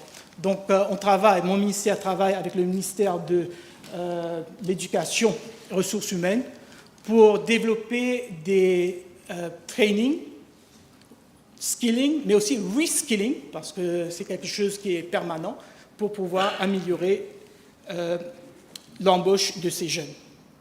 Madame la Présidente, avec nos collègues de Résistance et Alternative, on s'est présenté à l'électorat, devant l'électorat, avec un programme électoral pour améliorer les conditions de travail des travailleurs. Et durant notre mandat, on compte implémenter toutes les mesures qu'on a mises dans notre programme électoral concernant l'amélioration des conditions de travail des travailleurs à Maurice. Parce qu'ici au gouvernement, Madame la Présidente, on croit fermement qu'un travailleur heureux, c'est un travailleur productif. Et un travailleur productif, c'est un travailleur profitable pour l'entreprise. On veut casser les barrières. Il n'y a plus eux contre nous. Il n'y a plus le patronat contre les travailleurs. Il faut travailler en unisson. Il faut remplacer la confrontation par la collaboration, par le dialogue. La tripartite, je suis content que dans le discours programme, il est dit, et je cite, « Government will restore and strengthen the dialogue with civil society, trade unions and private sector on development issues. » Le tripartisme, Madame la Présidente, ne doit pas se limiter à la révision de la compensation salariale et des réunions une fois tous les ans. Il faut avoir un dialogue continu entre le secteur privé, les travailleurs et le gouvernement dans tout ce qui touche le droit des travailleurs, dans tous les enjeux importants qui concernent les travailleurs. Et là, je tiens à rendre hommage aux syndicalistes qui font un très bon travail en défendant la cause des travailleurs, des fois un peu trop. Certains essaient un peu d'excès de zèle, mais by and large, ils font un très bon travail. Madame la Présidente, il y a plusieurs mesures dans notre programme électoral pour améliorer les conditions de travail des travailleurs, notamment la semaine des 40 heures, congé parental, instaurer des comités disciplinaires indépendants, mais aussi quelque chose qui me tient beaucoup à cœur, la santé mentale des travailleurs, le burn-out. S'assurer que tous les travailleurs n'ont pas seulement un encadrement physique, mais aussi ils ont un suivi psychologique. Et c'est pourquoi on va avoir cette année les assises du travail pour pouvoir développer tout un chantier dans le dialogue. Nous n'allons aussi pas oublier le secteur informel qui emploie un grand nombre de travailleurs, qui malheureusement, les gens qui sont dans les secteurs informels, les self-employed, ils ne touchent pas un salaire minimum. Donc, mon ministère, on est en train de travailler sur un taux horaire minimum. C'est-à-dire que même si vous êtes une employée de maison, même si vous travaillez 2 heures, 3 heures par jour dans une maison d'un particulier, vous avez un revenu minimum. Même si vous êtes un maçon, un électricien, que vous êtes payé le jour, on vous donne au moins un minimum qui va garantir une vie décente, un taux décent. Madame la Présidente, fini les grands discours, l'heure est à l'action. Notre peuple admirable, l'heure est de retrousser nos manches, travailler et faire de notre île Maurice cette île Maurice plus juste, plus démocratique, plus écologique et plus prospère. Merci. Merci. Yes, Honourable Minister. Thank you, Madam Speaker. Let me first of all congratulate you and the Deputy Speaker for your election in your respective positions. I thank the people of Mauritius for having voted us to this Parliament, 60-0. I personally did not expect, but it happened. I congratulate all members for their elections. With each passing session, we discover many new and young talents, and that can only be good. I thank the Almighty God for my being here. I thank the Honourable Prime Minister, Dr. Navin Chandaram for his trust in me in 2014, 2019 and 2024. I thank him again and other leaders of the Alliance de Changement for agreeing to his proposition for my being a minister. I thank the people of Number 2 for their support over the last 10 years. Madam Speaker, the government program 2025-2029 stems from the manifesto of the Alliance du Changement, for which myself and the Honourable Ajay Ganesh were tasked to co-chair its preparation. We've worked for 7 months, and we've come with quite a solid document. And initially, we were meeting at my place in Maiden, and then when the group became larger, I have to thank all members who have participated and all people who have contributed. We have to move to my friend's house, Dr. Arvind Sunaran in Maiden, where almost all the meetings were conducted. So the people who contributed in one way or the other will recognize themselves, and I thank them for their contribution. That program, A Bridge to the Future, has the following line for my sector, the land transport. A modern and efficient transport infrastructure will be particularly vital. And it is through these 2 words that I'm going to look at the 2 companies and the 2 regulatory bodies that falls under my ministry, the 2 companies being the National Transport Corporation and the Metro Express Limited, and the 2 regulatory bodies being the National Land Transport Authority and the Traffic Management and Road Safety Unit. It is a very technical ministry. All the entities that I've just mentioned are headed by civil engineers, like myself, save for the NTC, who were headed by a mechanical engineer, Mr. Rao Rama, but he's no longer there, and he's facing some issues at the FCC right now. And I have to tell you, Madam Speaker, that the NTC is a very important company. It commutes about 140,000 people per day, and it has about 500 buses. Would you believe me if I tell you that 100 of these 500 buses have more than 1 million kilometers at the odometer? And if you take that and if you couple that with, over the last 10 years, fake spare parts have been bought as new spare parts, it makes a very chaotic situation. That is why today, most of our buses at the NTC remains at the depot. Those who know the sector will know spare parts, the camshaft, ZAB, my friend explained to me in great length, Mr. Jagannath, were bought at 25,000 rupees and were chopped as being genuine parts and were sold to the NTC for 180,000 rupees. Am I right? So this is most scandalous. And I'm very surprised that a mechanical engineer was at the head. He graduated from mechanical engineering. And today we are facing a lot of issues. So a lot of my colleagues talk about CNT buses to me. Unfortunately, I can do whatever I can only. And I have to here thank, with the permission of the Honourable Prime Minister, the government of India, who will this year, during the course of this year, donate to us 100 electric buses, which will replace at least the 100 buses. This will provide much relief to us and a diversification of the fleet to electric buses. We are recruiting currently a general manager through an open advertising process, unlike what was done by the previous government. The Metro Express Limited, Madam Speaker, is a project of the Labour Party. I remember the Prime Minister filed a mission in September 2010 in Singapore, where he visited the metro system. I remember it well because you visited my university as well, the Nanyang Technological University. So since then, we've kept a keen eye. Honourable Bechu was Minister of Public Infrastructure.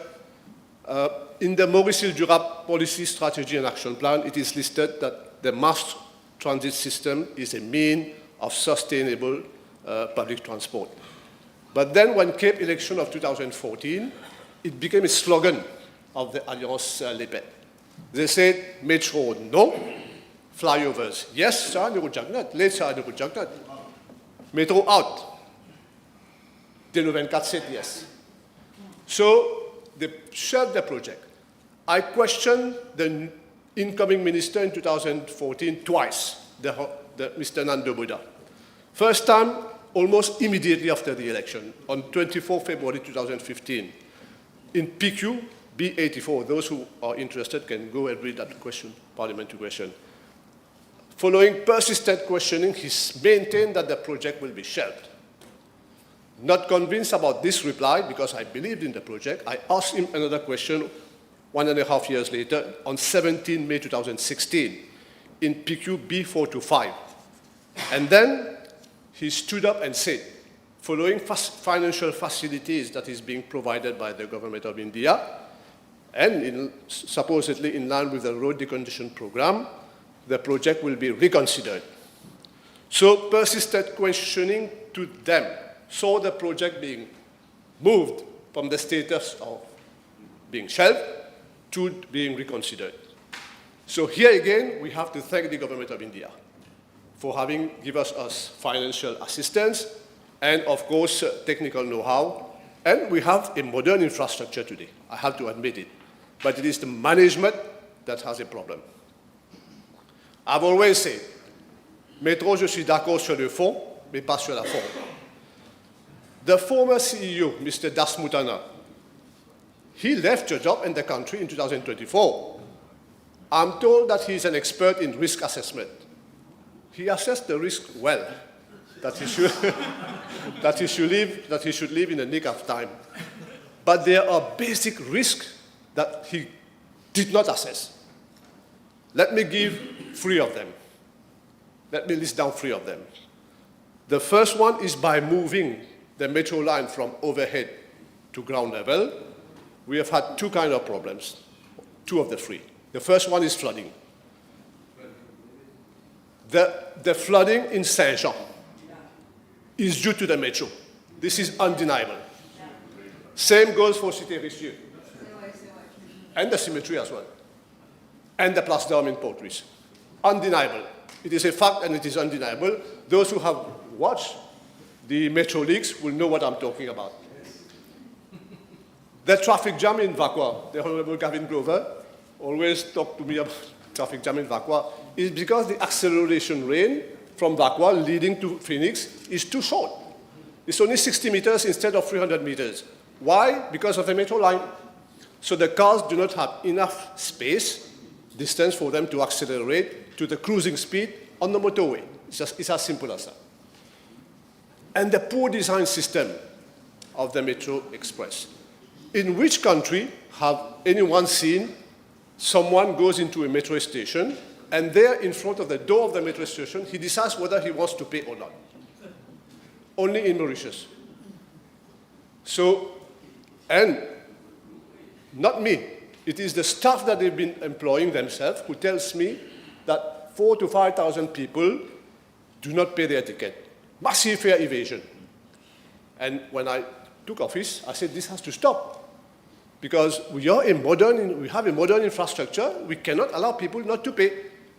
And then now you see on social media the amount of revolt and being physical as well to the inspectors and the guards, because when they don't pay, I ask them to check whether they are paying, and this is what we get. But then it is some teething problem. It will fall in place in due course, because we have to reduce this fare massive evasion. So Metro, as we know, has a yearly deficit of 300 million rupees, and having people to pay will go a long way in reducing that deficit. You will surely concur. So a lot of things are being done to reduce that deficit. Well, I shall come up to the House in due course to explain what is it that we are doing. The first regulatory body that comes under me is a National Land Transport Authority. It is a very important revenue collection department. It is responsible for all vehicles on our roads. And we have quite a number of them these days, I must tell you. Last year, it went to 710,065. A record 34,000 of 164 vehicles were purchased last year, representing 5.05% increase in the fleet. This is almost a current trend. So today, we have to ask the question whether this is sustainable or not. Well, because of this, there's a lot of problems. Traffic jam is one of them. I said in an interview the other day that the Sarge Bridge is the cause of traffic jam at the entrance of Port Louis. I did not plug this from my head. I had asked the drone to be flown, and you can see in the morning at peak time, bumper-to-bumper traffic coming from the west onto the motorway. So where does this go? It goes into the motorway and it causes a traffic jam.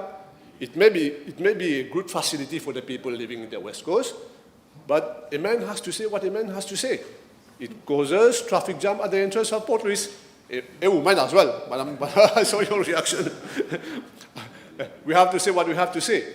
So your reaction puzzles me a little bit.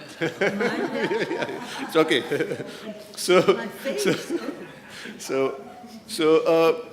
You know that because when this was on social media, there was a lot of people saying that I'm saying this because the bridge has been constructed by the MSM.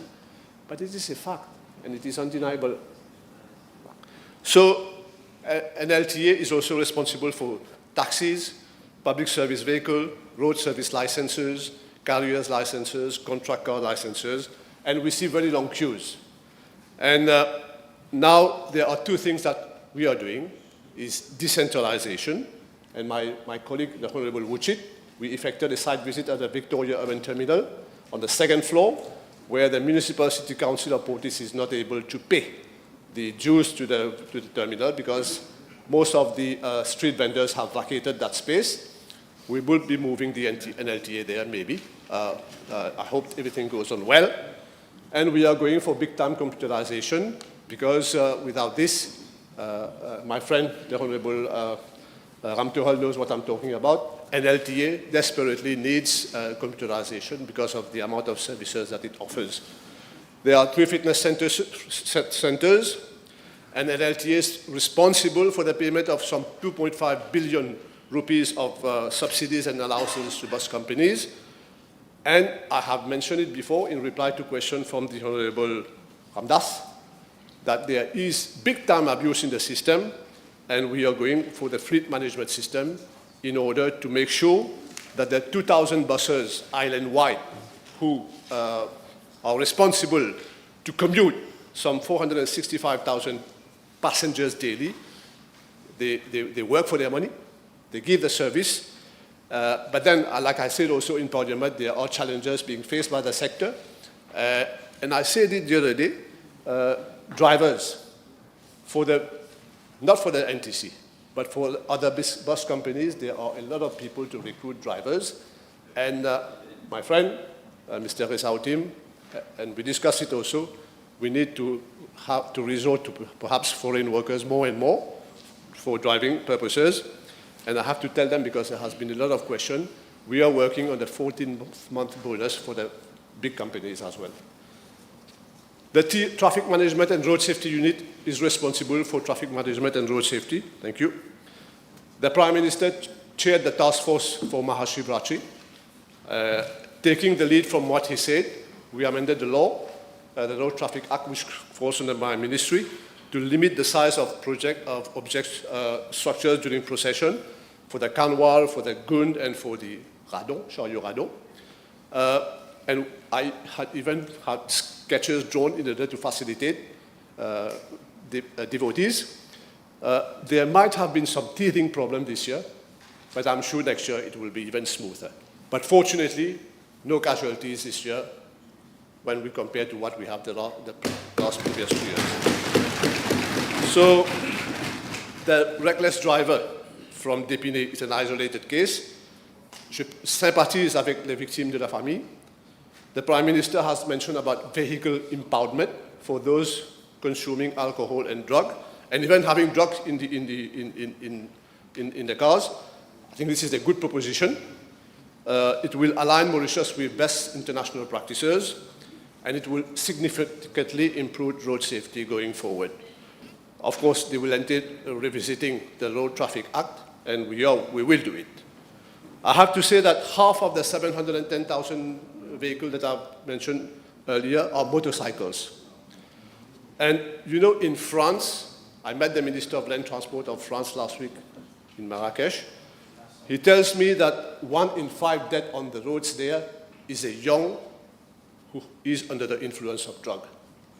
And in Mauritius, we have this tendency as well, unfortunately.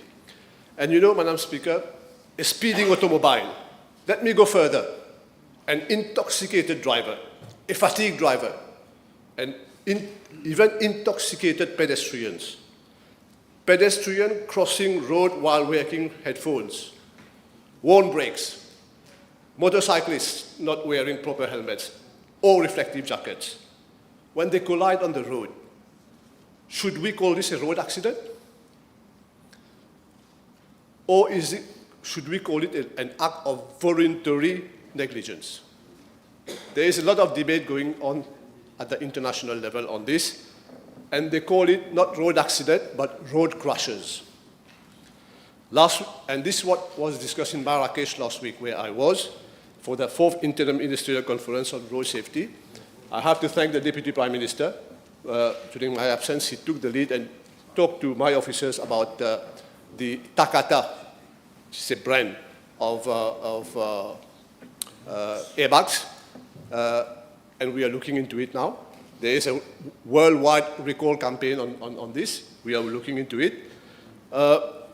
You know, the 4th Interministerial Conference on Road Safety, this year's title was Commit to Life, because there are 1.2 million people who lose life daily on the roads worldwide. I had a working session with Mr. Jean Todt, who is the UN Secretary General's envoy on road safety. I even invited him to be in Mauritius for the Road Safety Week in May, notwithstanding his international commitment he has agreed to consider. And him coming here will give us a modern outlook on the issues of road safety. Just to tell you, I'm told there are 2 minutes, there are a lot of things to be said. We are 1.9, according to his book, which is titled The Silent Pandemic on the Road, 9.7 people in Mauritius loses life out of 100,000 every year. In Korea, it is 42.7. In Singapore, it is 1.9. We have a long way to go to be like Singapore. A country which has the system de PMI Aqua in the 1990s, the Honourable Members will recall we were there at the material time together, and it has worked. So it has stood the test of time, and we will implement the same mechanism again, which the MSM government did away with in 2014 as an electoral promise. I said it before, road safety was an electoral promise for the MSM government. So there are a lot of propositions, because time, and the graduated licensing scheme will be a modern way to look at it as well for more road safety. And there will be more sessions. Like Arnold Schwarzenegger says, I will be back. Thank you.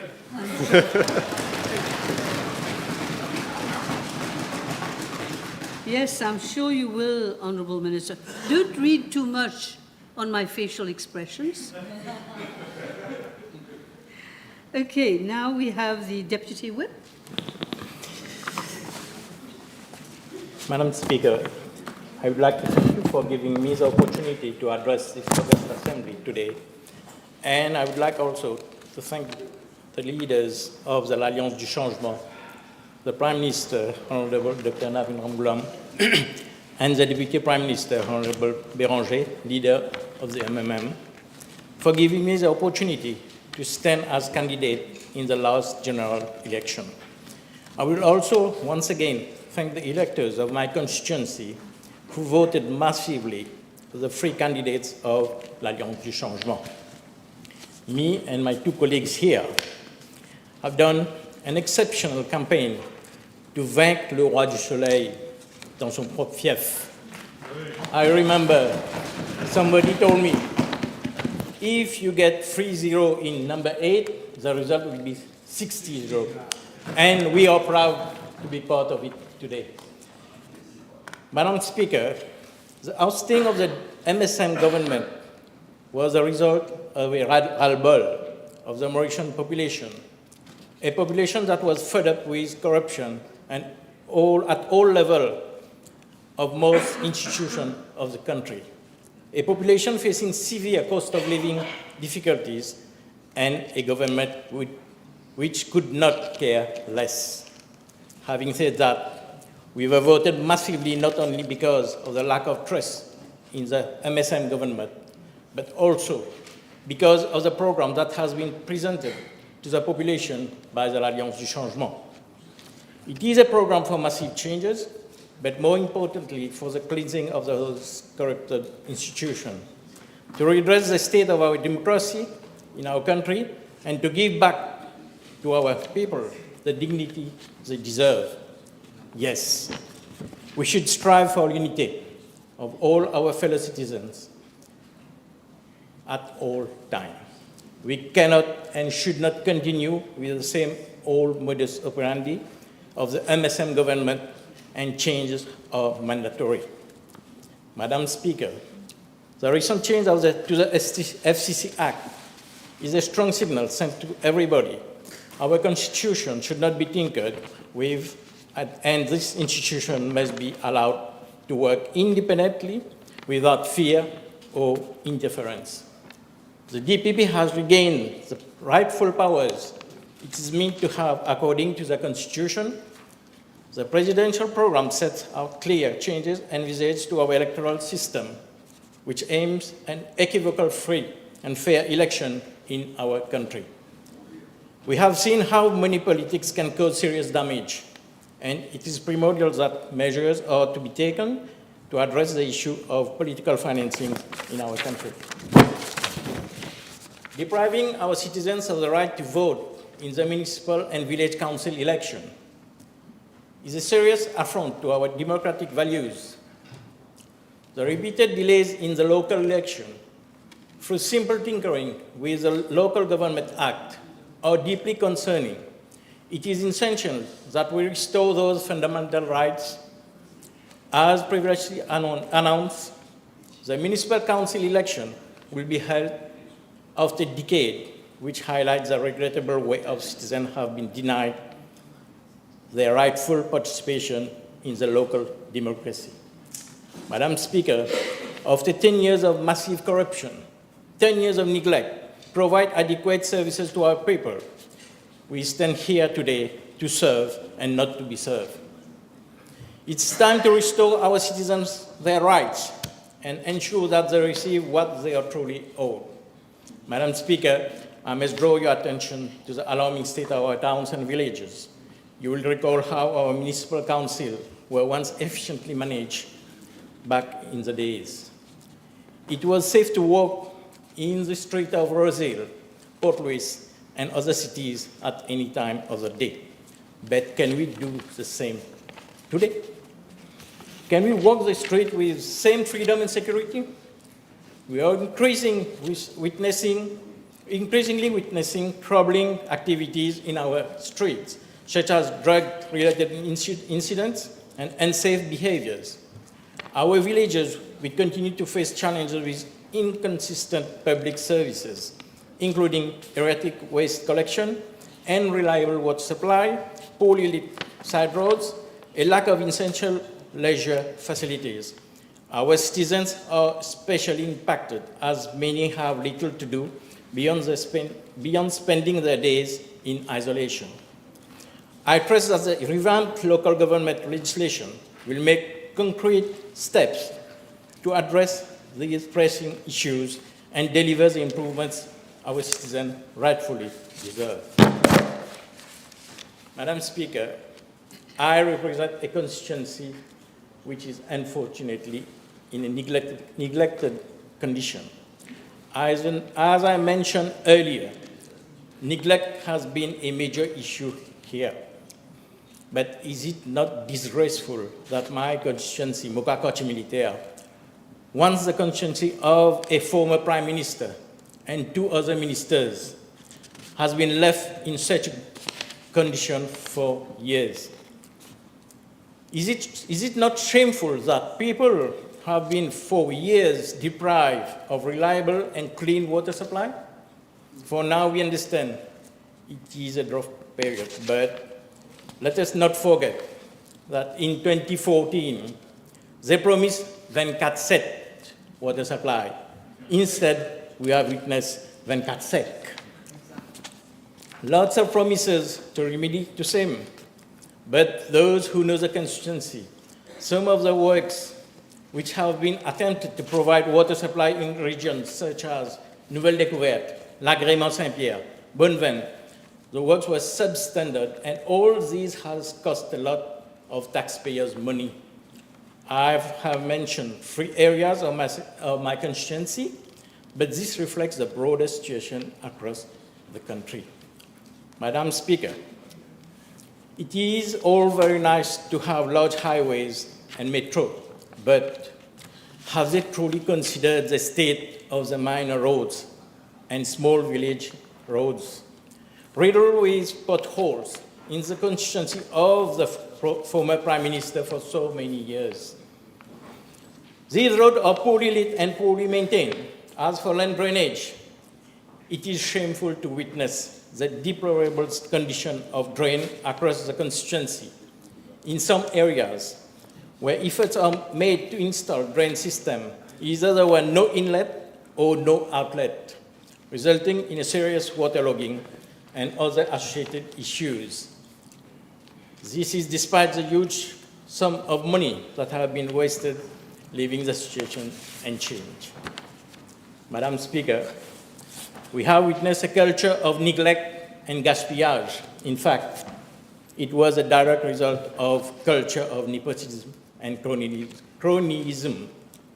Contracts were awarded left, right, and center to petits copains and so-called chatois.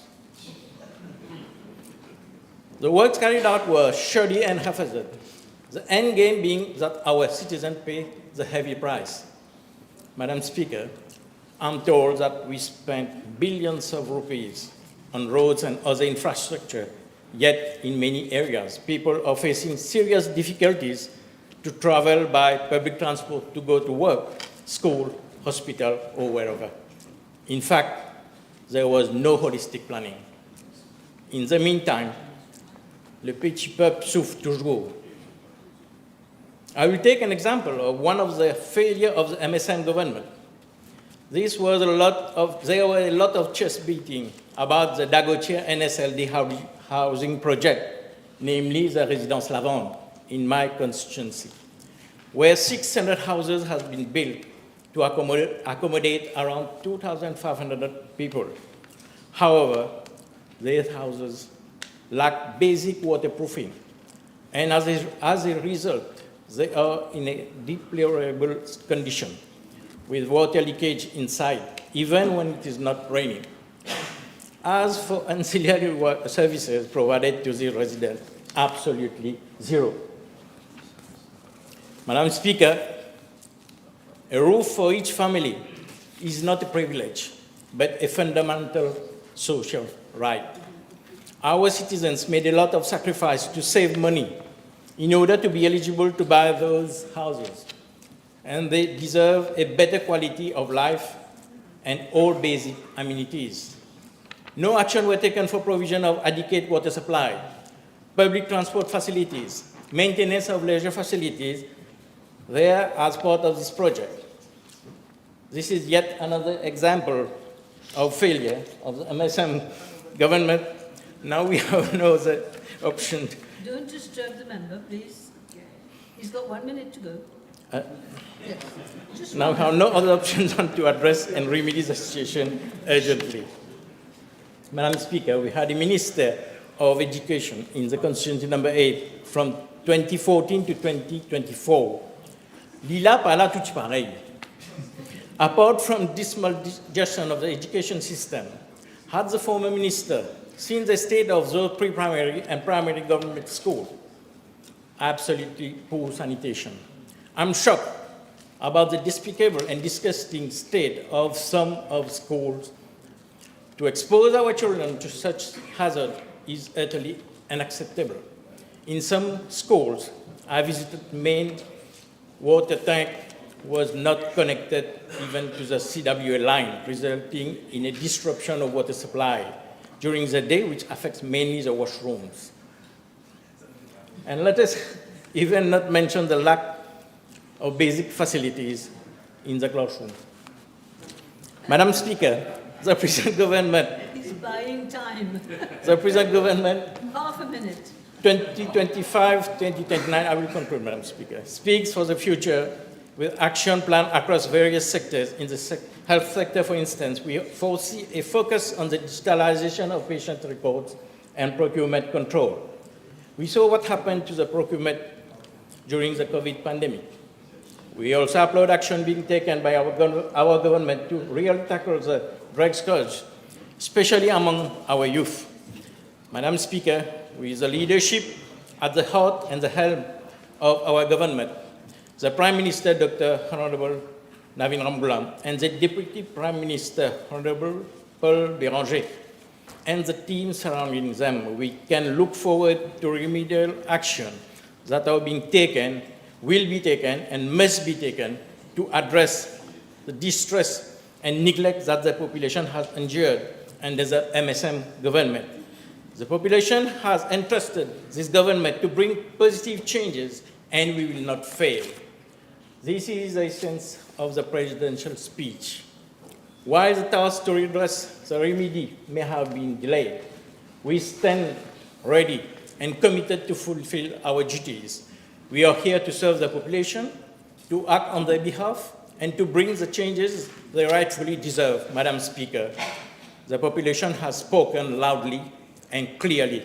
We are here to honor their trust by delivering on their expectation. Together we move forward with purpose and dedication to make meaningfully difference for our citizens.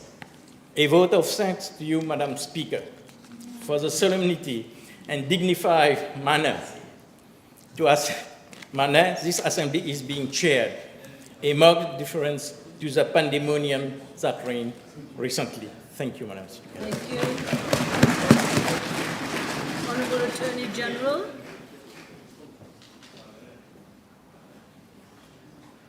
Madam Speaker, at the end of a long day, I do address this Assembly today on the government programme with some trepidation, but also with a deep sense of humility and honour.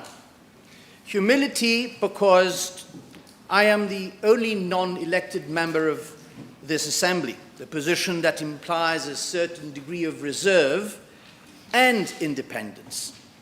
It is not my place to engage in partisan politics or debates, nor to comment on policy decisions that the democratically elected government has decided to pursue.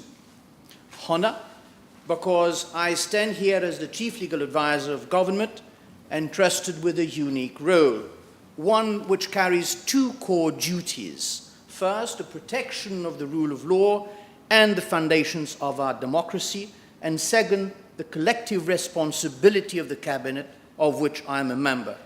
In reconciling these two responsibilities lies my challenge and my mission.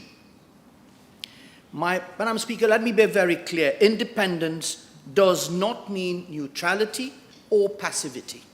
I did not accept this role to rubber stamp any legislative agenda, especially if that agenda would erode our constitutional order, as it was never my ambition to be in government at all costs. And I must say that I had my share of hesitations before accepting this role.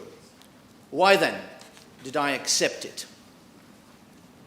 Madam Speaker, I'm here because the values instilled in me by my parents, particularly my late father, former Chief Justice Sir Victor Glover, mean that any privilege, knowledge, comfort, or capacity I may possess must always, always be at the service of the public good.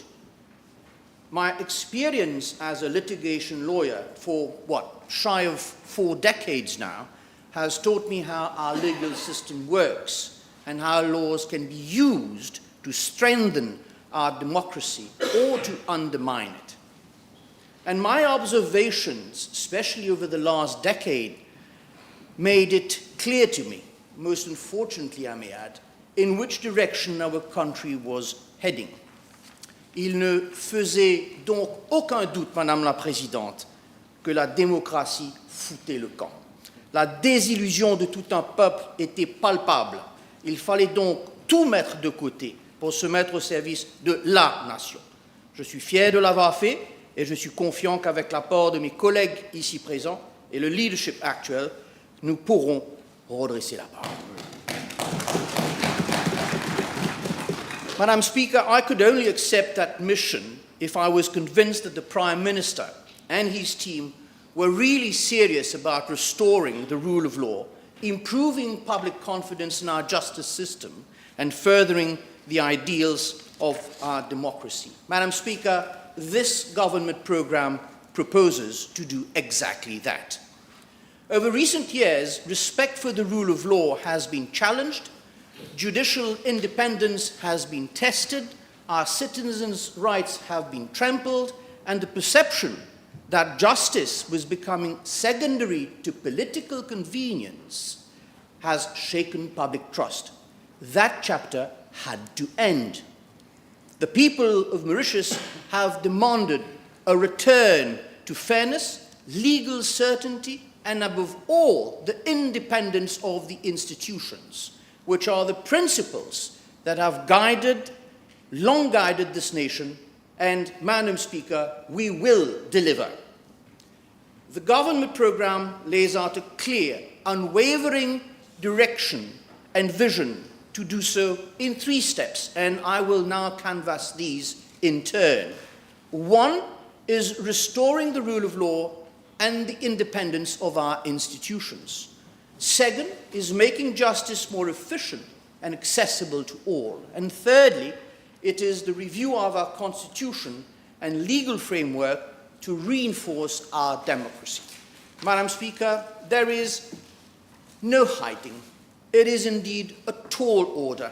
However, I am convinced that we have the capacity to hand over to the future generations a better system, one with which they will identify and which will become the backbone of the new Mauritius, forging ahead and providing the all-important foundations for the continuity of our democracy, having now kicked away the shackles of autocracy. Madam Speaker, no one can dispute the fact that the rule of law is the cornerstone of a functioning democracy. If the law is not applied equally, then justice is nothing more than an illusion. Our independent institutions must never be subordinated to political will, nor should they be pressurized into decisions that do not align with principles of law. This government is taking decisive steps to restore the independence and integrity of key institutions.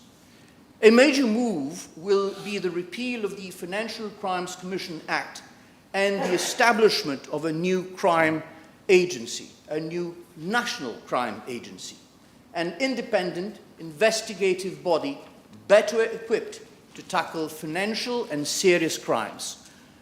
Make no mistake, corruption is corruption, and no crime should go unpunished. But there is a clear difference between a case of a 500 rupee bribe involving a public officer, which can be under the purview of the police, and that of a multi-million money laundering scheme which necessitates technical expertise and specialized forensic means.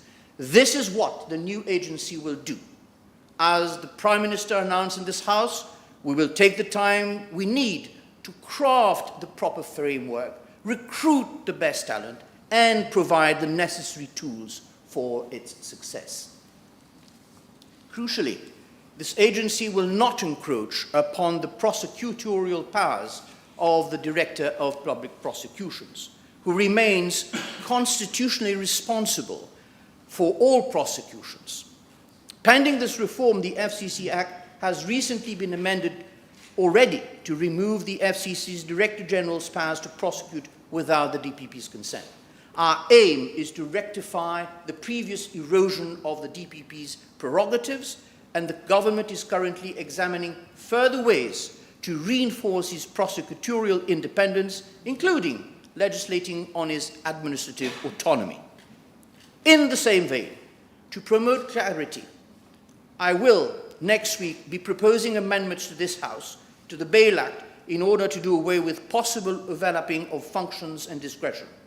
As we know, certainty in the law is absolutely essential. Madam Speaker, government is committed to reforming the police to ensure it operates independently, efficiently, and in strict accordance with the law. The Police and Criminal Evidence Bill will establish clear legal guidelines on police investigations, evidence handling, and citizens' rights, balancing efficiency with accountability. Additionally, a prosecution service will be established under the aegis of the DPP, ensuring more efficient and timely prosecution of cases. Beyond criminal law enforcement, institutional integrity will be strengthened with the review of the Public Procurement Act, preventing the abuse which we have seen during the COVID-19 pandemic. Another example of the programme's focus on restoring public trust in our institution is the projected reform of the gambling industry. Reviewing the workings of the Gambling Regulatory Authority is imperative. A full management and financial audit will be conducted, and legislative amendments shall ensure that the authority operates transparently and accountably, particularly in overseeing the horse racing industry. Such reforms are essentials to re-establishing democratic safeguards and reinforcing the fundamental principles of good governance. We can no longer tolerate the open favoritism which characterized the acts and doings of the GRA over the last years. The government will also take decisive action to restore the independence and credibility of our public institutions. Reforms will be introduced to strengthen the legal provisions governing the IBA, the Independent Broadcasting Authority, to ensure the independence of the MBC, the Mauritius Broadcasting Corporation, and additionally, the powers of the Equal Opportunities Commission will be reinforced, and the Public Bodies Appeal Tribunal, Madam Speaker, will be given broader jurisdiction to address all disputes related to public sector recruitment and promotions. Madam Speaker, my advice to government will be more proactive when it comes to the reform of the judicial system announced in the government programme. I have recently travelled to Singapore to meet with the country's Chief Justice, their Deputy Minister of Law, and 3 of their 4 Deputy Attorneys General. Our discussions focus on those insights from the Singaporean experience which may help our own efforts to review the structure and operations of our judiciary. Today, the stellar reputation of Singapore's justice system is well deserved, but as my interlocutors explain, quite a few of the problems we face locally today were rampant there in the 1990s, from inordinate delay to lack of accountability, from inefficiency to inaccessibility. Both our countries have inherited colonial systems which tend to crumble under their own weight as societies and economies change. However, as Singapore shows, solutions exist when there is a political resolve. And Madam Speaker, there is political resolve. We will reform, and we will aim to do so with the full involvement and cooperation of all stakeholders. But my advice to the government will be, although consensus is by far preferable, it is not a requirement. We cannot afford paralysis on account of indecision or special interests. This democratically elected government has a mandate for sweeping change, and that can only include our justice system. As announced in the government programme, the constitutional and statutory framework will be reviewed to establish a superior court of appeal. This was recommended by the Mackay report in 1998, and it is high time, Madam Speaker, that it is done. It is not convenient for the proper administration of justice, which as we all know must not only be done but be seen to be done, that the same set of judges of the Supreme Court successively sit on appeal of each other's judgments in the first instance. This is quite simply unsustainable.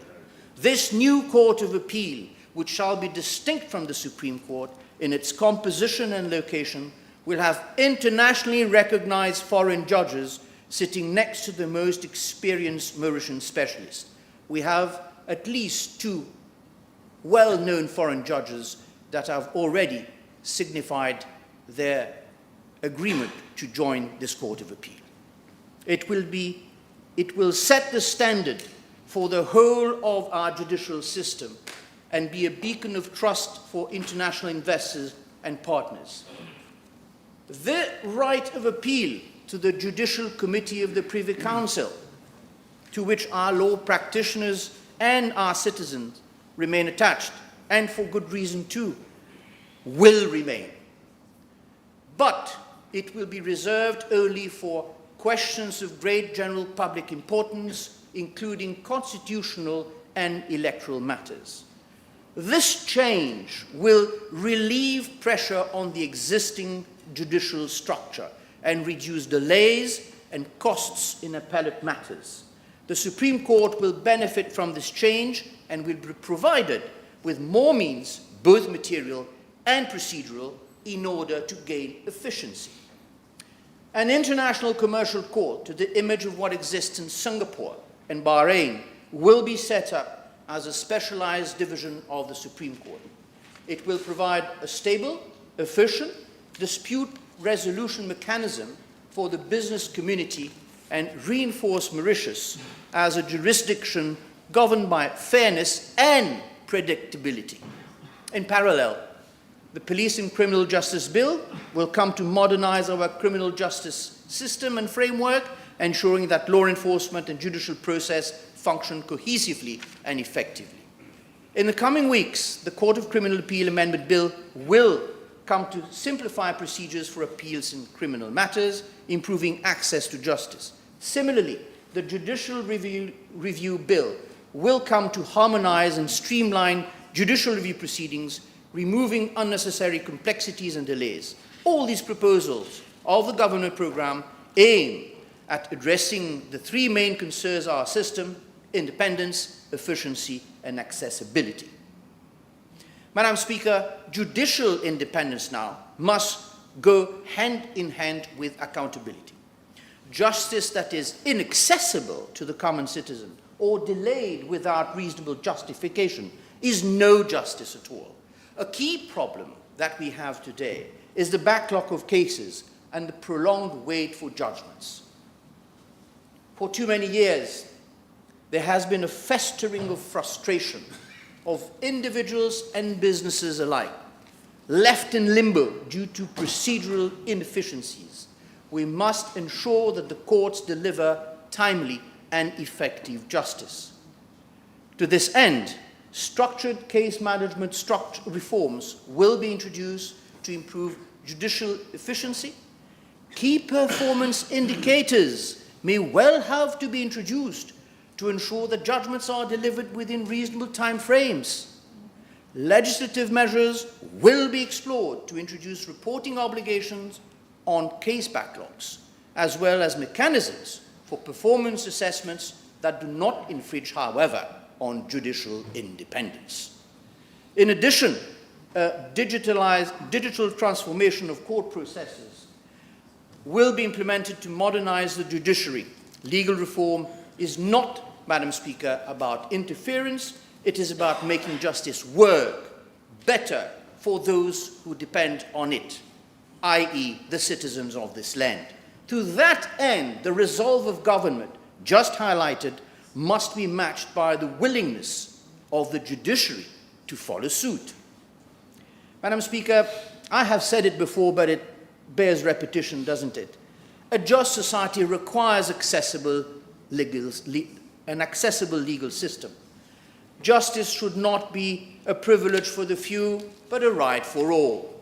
For too many Mauritians, legal proceedings are prohibitively expensive, time-consuming, and complex. That must change. To address this, Madam Speaker, legal aid services will be reviewed, ensuring that those at the bottom end of the ladder have access to competent legal representation. Madam Speaker, our democracy, once considered a model on the global stage, has in recent years suffered setbacks due to the weakening of our institutions and governance. This government is determined to reverse that trend.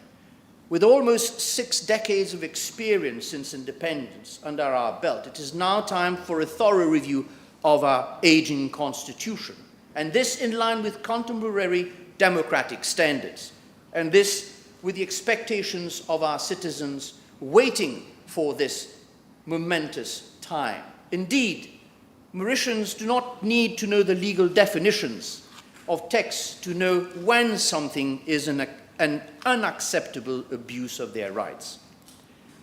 The government program has announced the setting up of a Constitutional Review Commission within 6 months to make recommendations on constitution and electoral reforms, as well as enhanced protection of fundamental rights.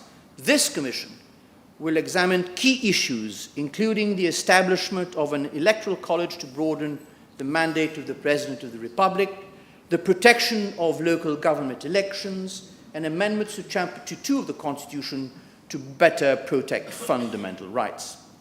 These amendments, Madam Speaker, will include new generation rights, covering the environment, technology, health, education, and other socio-economic rights recognized under international treaties, as well as rights of nature.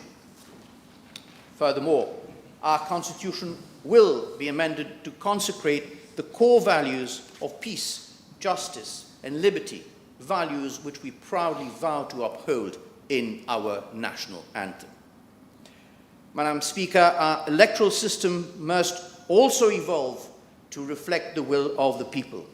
The Constitutional Review Commission will consider reforms such as introducing a measure of proportional representation, increasing women's representation in Parliament, and allowing for the recall of members of Parliament under specific circumstances.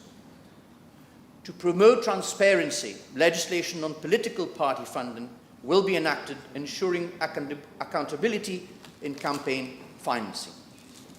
To safeguard the rights of the citizen and the basic freedoms, a constitutional division of the Supreme Court will be established for the prompt adjudication of constitutional law matters, and this will undoubtedly further strengthen access to justice. Madam Speaker, my time is almost up, so let me wind up. This government is committed to protecting the privacy of our citizens. It has already revoked the regulations on SIM card registration and erased the database collected. Going further, the Constitutional Reform Commission will examine proposals to strengthen the right to privacy and introduce legislation to ensure that any covert surveillance is strictly limited to crime prevention, terrorism, and national security. I shall not, Madam Speaker, at this stage give further details regarding the possible constitutional changes, for the Commission will have choices to make, difficult decisions, difficult questions to tackle, and we shall respect its work. I can only say that such a mandate for comprehensive reforms is precisely what can deepen our democratic ideals. This program, Madam Speaker, is a roadmap to ensuring that Mauritius remains a nation governed by justice, fairness, and the rule of law. Through these bold and decisive measures, we can restore trust in our institutions, uphold fundamental rights, and lay the foundation for governance that truly reflects the aspirations of the people. This is the path to a stronger, more inclusive, and truly democratic nation. Mauritius, Madam Speaker, deserves no less.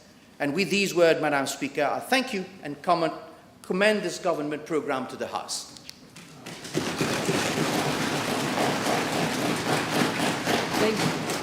Thank you, Honourable Attorney General.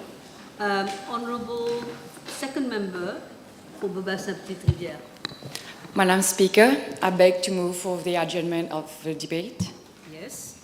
The question is that the debate be now adjourned. Those in favour say aye. Aye. Those against say no.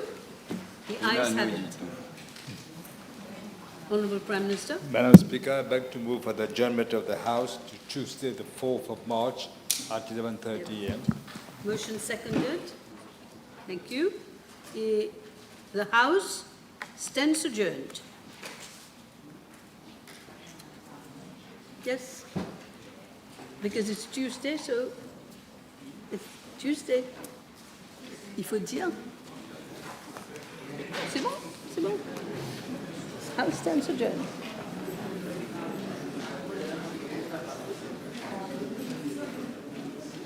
Personne ne peut pas vous causer.